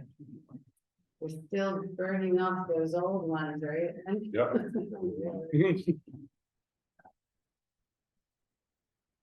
Okay, can I get a motion to approve R 23-431 to R 23-438, please? So moved. I have a second. Second. Omar, please call the roll. Councilmember Dayton, Yes. Councilmember Menon, Councilmember Michaels, Yes. Councilmember Dr. O'Connor. Yeah. Okay, I'm gonna go down these one by one. First is R 23-439. Any questions? Yes, this is the one we discussed about the, like, pull that for. This is So, first. a these are fire, separate. but Okay, any other questions? Everyone, pull it, we don't need to vote on. Everyone agrees. Make that, yeah, no, we don't. So I'm gonna ask for a motion to pull that for R 23-439 to pull it. To table it. Is there a motion to table it? You don't want to table it? So. Oh, you just want to remove- So, under Robert's rules, if you table it, it stays on the table until somebody makes a motion at another meeting to take it off the table. It's gonna save us 500 years if no one brings it back. Understood. So do I have a motion to table it? Otherwise, you can vote it up or you can vote it down. So is that a motion? But when you just vote Just- it down. Okay, could I have a motion to vote down the resolution? Just have a, Okay, just a motion. We just like. Yeah, can I get a motion to approve R 439, please. Well, you still need a motion and a second and then. Oh, Usually they- Yeah. Okay, can I have a second? What's the motion? To approve 439. No, who made the motion? Julie, Sure. Okay, can I have a second, please? Okay, Omar, call the roll. Councilmember Dayton. No. Councilmember Menon, No. Councilmember Michaels, I'll abstain since I'm on the downtown. Councilmember Dr. O'Connor. No. Okay, resolution, any questions on resolution 440? All right, can I have a motion to approve R 23-440? Have a second, Second. Omar? Councilmember Dayton, yes. Councilmember Menon, Yes. Councilmember Dr. O'Connor, Yeah. I'll get the vote. I said Councilmember Michaels, I'm sorry. Wrong, dude. Oh, I'm sorry, I apologize. That's what happens when you abstain from one. Yes. Okay, all good. Done, Omar? Yes, Can I get a motion to approve R 23-441? So moved. Have a second. Second. Can I call the roll, Omar, please? Councilmember Dayton, Yes. Councilmember Menon, Yes. Councilmember Michaels, Yes. Councilmember Dr. O'Connor, Yeah. Can I get a motion to approve R 23-442? So moved. Can I get a second? Second. Omar, please call the roll. Councilmember Dayton, Yes. Councilmember Menon, Yeah. Councilmember Michaels, Yes. Councilmember Dr. O'Connor, Yeah. We'll say that's for our firefighter equipment, we could always be applying for those firefighter equipment. Agreed. Okay, can I get a motion to approve resolution R 23-443? So, Can I get a second? Wait, I'm sorry, I have a question for this one. Sure, go ahead. Maybe Wendy. Yeah, why don't I just jump? Go ahead, Wendy. So recently we had reported that the borough was successful in its presentation of an amendment to its affordable housing plan in Superior Court. So as a result of that, you had to also amend your housing element fair share plan, which is one of the subsets of the master plan, and that's done by the planning board. However, just like any other element of the master plan, it then requires endorsement by the council. So the resolution here is to endorse the amended housing element fair share plan. And again, those amendments increase the total number of units being provided by the borough. And this is stemming from the certain time. It's a couple of things. There was a couple of changes. There was a removal of a property that was not feasible. It was not feasible because of different issues and whatnot of property for me to use enough units, so that was removed from the plan. It also added in some units that had been built since the last time you were before the court or that had been approved.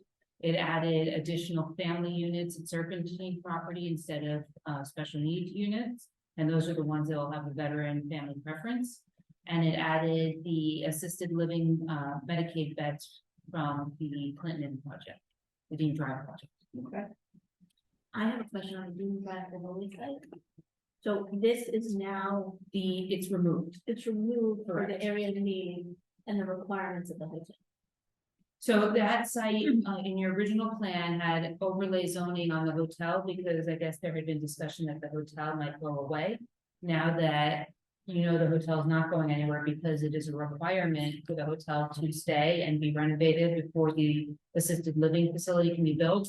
We were successful in having that overlay zone removed and the original zoning is back in place. Yep. Okay, any other questions on that? Okay, have a motion to approve R 23-443. Have a second? Second. Omar, call the roll, please. Councilmember Dayton? Yeah. Councilmember Menon? yes. Councilmember Michaels? Yes. Councilmember Dr. O'Connor? Any questions on R 23-444? If I may, Mayor, just to update everybody, this is part and parcel with the amended spending plan, or the amended housing element is the spending plan, which again, just brings up-to-date numbers for approval by the court. I will also note that your original spending plan had indicated rehabilitation of 2 units as a 4 units as a requirement. The borough has successfully already completed 2, so there's still 2 more remaining for their rehabilitation, in case anyone in the public would like to look to some assistance if they're income qualified for rehabbing their home. And the spending plan now has updated instead of projected numbers. Okay, can I get a motion to approve R 23-444? So moved. I get a second? Second, Omar, call the roll, please. Councilmember Dayton? Yes. Councilmember Menon? yes. Councilmember Michaels? Yes. Councilmember Dr. O'Connor? Yeah. Anyone have questions for R 23-445? No, but we definitely need this. All right, can I get a motion to approve R 23-445? So moved. Can I get a second? Second, Omar, please call the roll. Councilmember Dayton? Yeah. Councilmember Menon? yes. Councilmember Michaels? Yes. Councilmember Dr. O'Connor? Yeah. Okay, any questions on R 23-446, please? All right, can I get a motion to approve R 23-446? So moved. Can I get a second? Second. Omar, call the roll, please. Councilmember Dayton? Yeah. Councilmember Menon? Yes. Councilmember Michaels? Yes. Councilmember Dr. O'Connor? Okay, any questions on R 23-447 for the fire department? Can I get a motion to approve R 23-447? Second, please. Second. Councilmember Dayton? Yes. Councilmember Menon? Yes. Councilmember Michaels? Yes. Councilmember Dr. O'Connor? Yes. Okay, moving on to the ordinance. R 23-23 TBAC fees. Omar, can you please read the confirmation of publication of the ordinance and the title? Sure. Ordinance number 23-23. It was published in the October 27th edition of the record. It is an ordinance of the Borough of Tenafly, County of Bergen, State of New Jersey, amending Chapter 2, Administration of Government, Article 2, General Organization, Section 2 slash 4-446, Volunteer Ambulance Corps for the revised general ordinances of the Borough of Tenafly, 2004. Okay, I'm gonna open the floor for any public comments on ordinance 23-23 only. Omar, have you seen one here in the chambers or online who may want to speak or has their hand up? I see no hands, sir. No hands, so we're gonna close public comment. Councilwoman Dayton, would you like to make a motion, please? I move to pass and adopt on second and final reading ordinance 23-23, and the notice of same shall be published for the approval. Have a second, please. Second. Omar, please conduct the roll call. Councilmember Dayton? Yes. Councilmember Menon? Yes. Councilmember Michaels? Yes. Councilmember Dr. O'Connor? Okay, ordinance 23-24, amendment salary ordinance for the OPEIU. Omar, if you could please read the confirmation of publication and the title of the ordinance. Sure. Ordinance number 23-24. It was published in the October 27th edition of the record. It's an ordinance to provide for and determine the rate of compensation for certain supervisory and administrative employees of the Borough of Tenafly represented by OPEIU Local 32 for the calendar years 2020, 2021, 2022, and 2023. I'd like to open the floor for public comments on ordinance 23-24 only. Omar, is there anyone online or in the chambers with their hands up to speak? I see no hands, Mayor. All right, I'm going to close public comment. Councilman Menon, would you like to make the motion here? I move to pass and adopt in second and final reading ordinance 23-24, and then a notice of same shall be published according to law. Have a second, please. Second. Omar, please call the roll. Sure. Councilmember Dayton? Yes. Councilmember Menon? Yes. Councilmember Michaels? Yes. Councilmember Dr. O'Connor? Yeah. Okay, ordinance 23-25 establishes conformance with the latest procedural and substantive rules for affordable housing. Omar, can you please read the confirmation of publication and the title of the ordinance? Sure. Ordinance number 23-25. It's an ordinance published in the October 27th edition of the record. And it is an ordinance of the Borough of Tenafly, County of Bergen, State of New Jersey, to amend Chapter 35 entitled Land Development Regulations, Article 8 entitled Zoning Regulations, creating a new MF-A-1 multifamily 100% affordable housing district 1-1. I'd like to open the floor for public comment on ordinance 23-25 only. Omar, put your hands up online or in person here. I see no hands, Mayor. Or close public comment. Councilman Michaels, would you like to make a motion, please? Yes, I move to pass and adopt on second and final reading ordinance 23-25, and then notice of same shall be published according to law. Have a second, please. Second. Omar, please call the roll. Councilmember Dayton? Yes. Councilmember Menon? Yes. Councilmember Michaels? Yes. Councilmember Dr. O'Connor? Yeah. Okay, ordinance 23-26, amendments to eliminate and change the underlying zoning designation. Omar, please read the confirmation of the ordinance and the title, confirmation of publication of the ordinance and the title, please. Sure. Ordinance number 23-26 is published in the October 27th edition of the record. It is an ordinance of the Borough of Tenafly, County of Bergen, State of New Jersey, to amend Chapter 35 Land Development Regulations, Article 8 entitled Zoning Regulations, eliminating the MF-I-2 multifamily inclusionary housing district 2, the MF-I-4 multifamily inclusionary housing district 4, and the AHO-4 affordable housing overlay zone district number 4. I'd like to open the floor for public comment on ordinance 23-26 only. Omar, do you see any hands up online or in the chambers here? I see no hands, Mayor. We're going to close public comment. Julie would like to make the motion. Councilwoman Dr. O'Connor would like to make the motion, please. Sure. I move to pass and adopt on second and final reading ordinance 23-26. Same shall be published according to law. Have a second, please. Second. Omar, please conduct the roll call.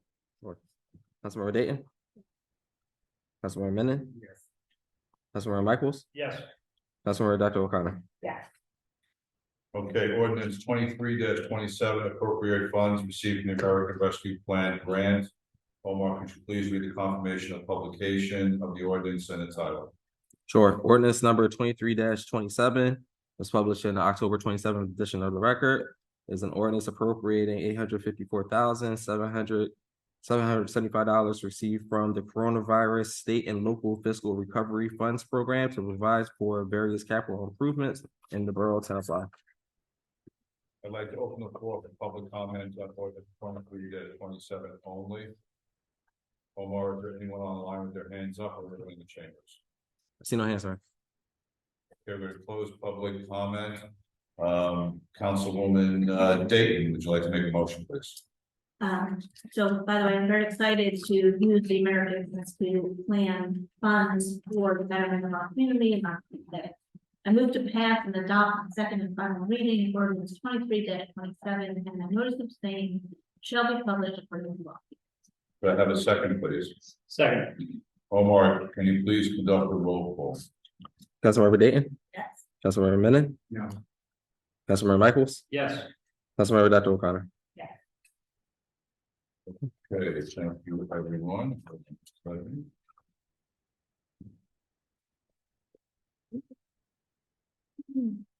Okay, does anyone have any old business, please? Yes. Go ahead. I just want to update, so I'm now on the Historic Preservation Committee. The chairperson has asked if we can look into tax abatements for those homes that are historically designated. To maybe offset some of the maintenance, but course costs, excuse me. And I had asked our attorney to look into this. Sure. So this came up at a prior meeting and we did look into it, and it seems that the only opportunities for such municipal level tax abatements are if the property is owned by a nonprofit and the historic structure is open and available to the public for some portion of the calendar. Otherwise, it's not possible. What does that mean, some portion of the calendar? That's a great question. So what it could be. Just all that they come. And the month, it could be just a museum, it has to be regularly open to the public, it doesn't necessarily require it 24/7. So is there some summary information that could be given to historic preservation? I mean, there's residents with a couple of houses.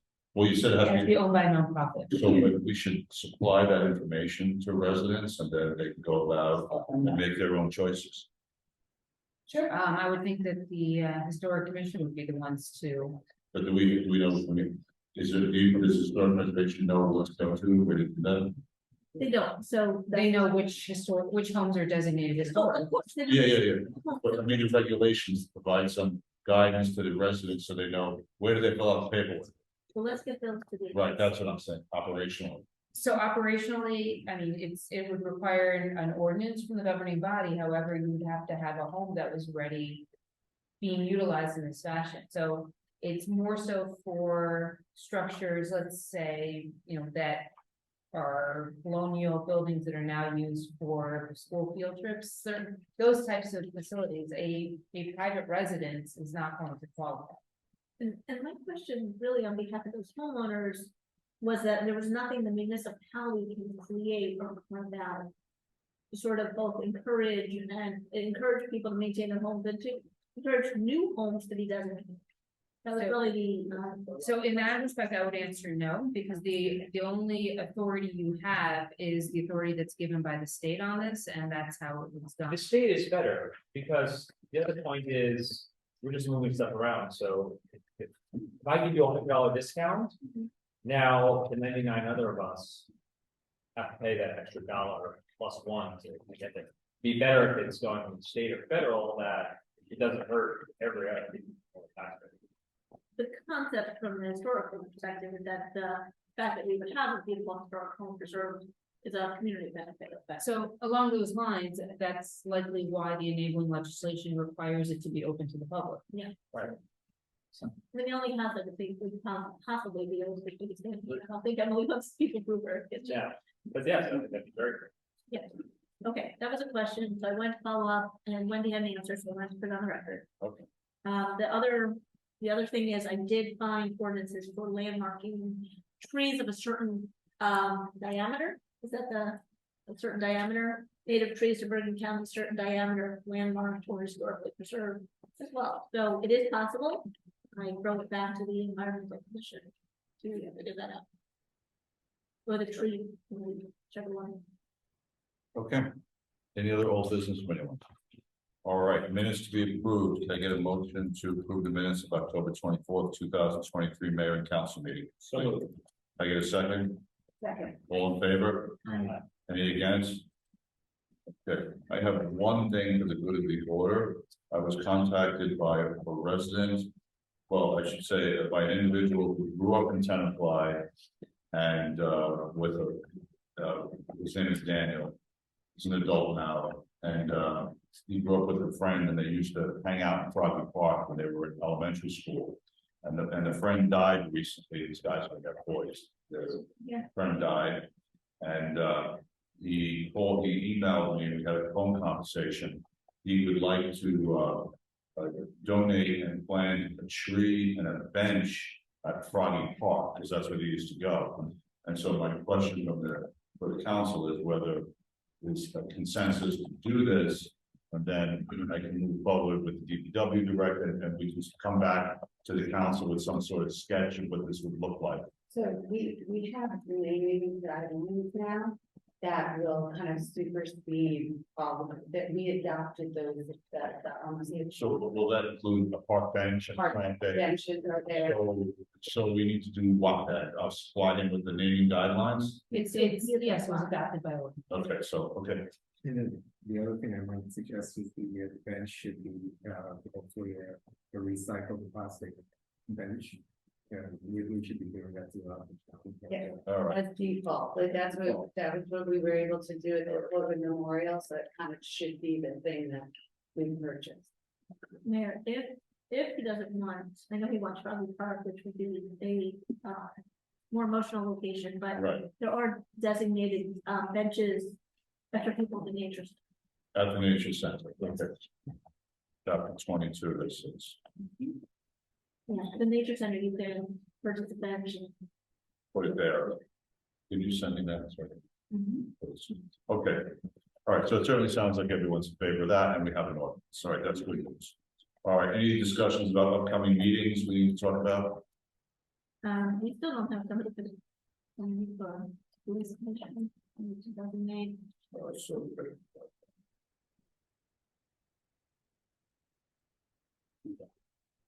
And see that. Yeah. I mean, I'm already on the police commission, so. okay. We'll have that by the next meeting for sure. Mhm. Okay, new business. I think, Councilwoman Dave, you did the last one. Okay, 23-28, authorizing the execution and granting of a lease at Tenafly Nature Center. Councilman Menon, would you like to make a motion here? And we'll introduce on first reading ordinance 23-28 and set the hearing for December 5th, 2023 at 8 p.m. or as soon thereafter. Could I have a second, please? Second, Thank you. Omar, please read the title of the ordinance and conduct a roll call. Ordinance number 23-28, an ordinance authorizing the execution of a lease amendment agreement between the Borough of Tenafly and the Tenafly Nature Center Association. Roll call. Councilmember Dayton. Yeah. Councilmember Menon. Yes. Councilmember Michaels. Yes. Councilmember Dr. O'Connor. yeah, Good, thank you. Okay, the next introduction is 23-29, post retirement medical coverage. We're gonna pull this one. Okay. That's not ready. Okay, the next item on the agenda are committee reports. Councilwoman Dayton. what's nice is that I don't have much. The senior services met and they are working on loneliness project. They would also like to work on grants, to give a grant for benches for more seniors to be able to walk around town and take breaks. So they'd like to put benches throughout all of our paths and parks. I love this idea. I think that's a great small project for upcoming grants, so whoever takes over seniors. The fund. And I will say, Risa, our social worker, is unbelievable, the amount of work and home visits she does. Really should be celebrated, because what a service we provide, and no other town does anything like this. So it really is fantastic. The DPW is underway with their leaf collection. We haven't met, but I did ask for a meeting. But I think without VA, everything else. And then that's it. I'm gonna give everything. Okay, thank you. Councilman Menon, you have anything? Yeah, so the board of trustees did not meet this time, very unusual, but it's the first meeting we're getting. But the senior center and you know, as usual, they have a lot of activities that they've done, and a lot that are coming up, and you know, so a couple of the things they've done, the British Asian luncheon, fall jam, party, pancake breakfast. It was fabulous. Pancakes were delicious. I ate too many of them. And bake sale. And they said they had more people attending than ever before. So it's a good thing. This is one of those activities within the town. Or you know, the senior center has these activities regularly that can go unheralded every day except at this meeting, but you know, these are the community activities that we should support. Upcoming, they have a Thanksgiving feast on Wednesday. We're coming. There's a Go Team luncheon coming up. Barbie movie on the 30th. A trip to the Nutcracker. Hunter Hills trip. So, you know, so there's a lot of things going on. And, you know, as always, if you want more information, reach out to Michelle Hodge at the Senior Center. We'd love to hear from you. And for the seniors who need or who are looking for an particular way, you know, you can't go around the Senior Center. Finally, just with regard to the Senior Center, they are 4 members away from 500. So they've done quite More members away from 500. So they're at 496. Wow. So every time Michelle says 500, she does like, no, we're 4 members. So we're looking for 4 more members. Feel free. That's it. Okay, thank you. Councilman Michael, please. The big thing we have coming up, a week from Saturday, so not this Saturday, but a week from Saturday, December 2nd, we have our artisan fair. More than a dozen different local musical acts. This is the big event this year where it's all about celebrating our local community. So a dozen different musical acts, half a dozen different food vendors. Thanks to this council, now there'll be holiday beverages. We always learn, so it's both indoors and outdoors, and over 40 vendors. If you promise not to tell anybody, the first 200 people that come get a special surprise. I'm not gonna tell you what it is, but it's good. That's good enough. So please come out a week from Saturday, December 2nd, from 11 a.m. to 4 p.m. Great job. Thank you to the downtown committee and the chamber. Huge thank you to everybody else. Okay, thank you. Councilwoman Dr. O'Connor. Yes, I wanted to just say that, first up, the health, Board of Health meeting. I know that there is just summarizing of how the flu clinic went, and Omar, if you have any specifics to add in on that, you know, you can let us know. I know I wasn't able to attend that. That was during the teachers convention. But is there anything specific? It was pretty much a summary of the flu clinic that was held over in the McCandless room and also over at the senior center, and just general maintenance of, you know, the new schedule for the 2024 calendar year. Outside of that, then Jennifer Dorco and Ruby provided their monthly reports that they provide, or quarterly reports that they provide. each time. And also to that end, I attended the Mid-Verde Regional Health Commission open house. They opened up an office over here in Tenafly. So we have that option to go in and say hi to Jim Fedorko within town. And then But he's working here permanently? it's one of the offices. One of the One of- Yeah, office. yeah, this is like a new like Satellite office. Satellite. It's a satellite office. Well, so good for, you know, right on Westerville. Yes. And then over to the Environmental Commission, I think you can tell we've been pretty busy with some of the follow-ups on some of the things. I think there's something still, fine tuning the parks donation form that you, I know that Wendy is getting info on from Susan. Because these things, No, it's just fine tuning the trust fund account that received the money, so it's in progress. so that it kind of goes to what you were saying earlier in there about when people want to donate. We have an ability for them to donate to go into the trust. Yep. And then on the larger scale, the compost pilot program has been very successful. There's a great pumpkin smash. Pounds and pounds of pumpkins out of rotation, and we hit the at least 50 families that we needed already. I encourage everyone to sign up, and we are looking at possibly having an additional compost drop. That's excellent. Thought of 10 easier for people in parts of town. But yeah, the environmental commission's been kept very busy with the different projects, and you know, I'll come back with more details next month. Okay, wonderful. For mayor's remarks, I have one announcement.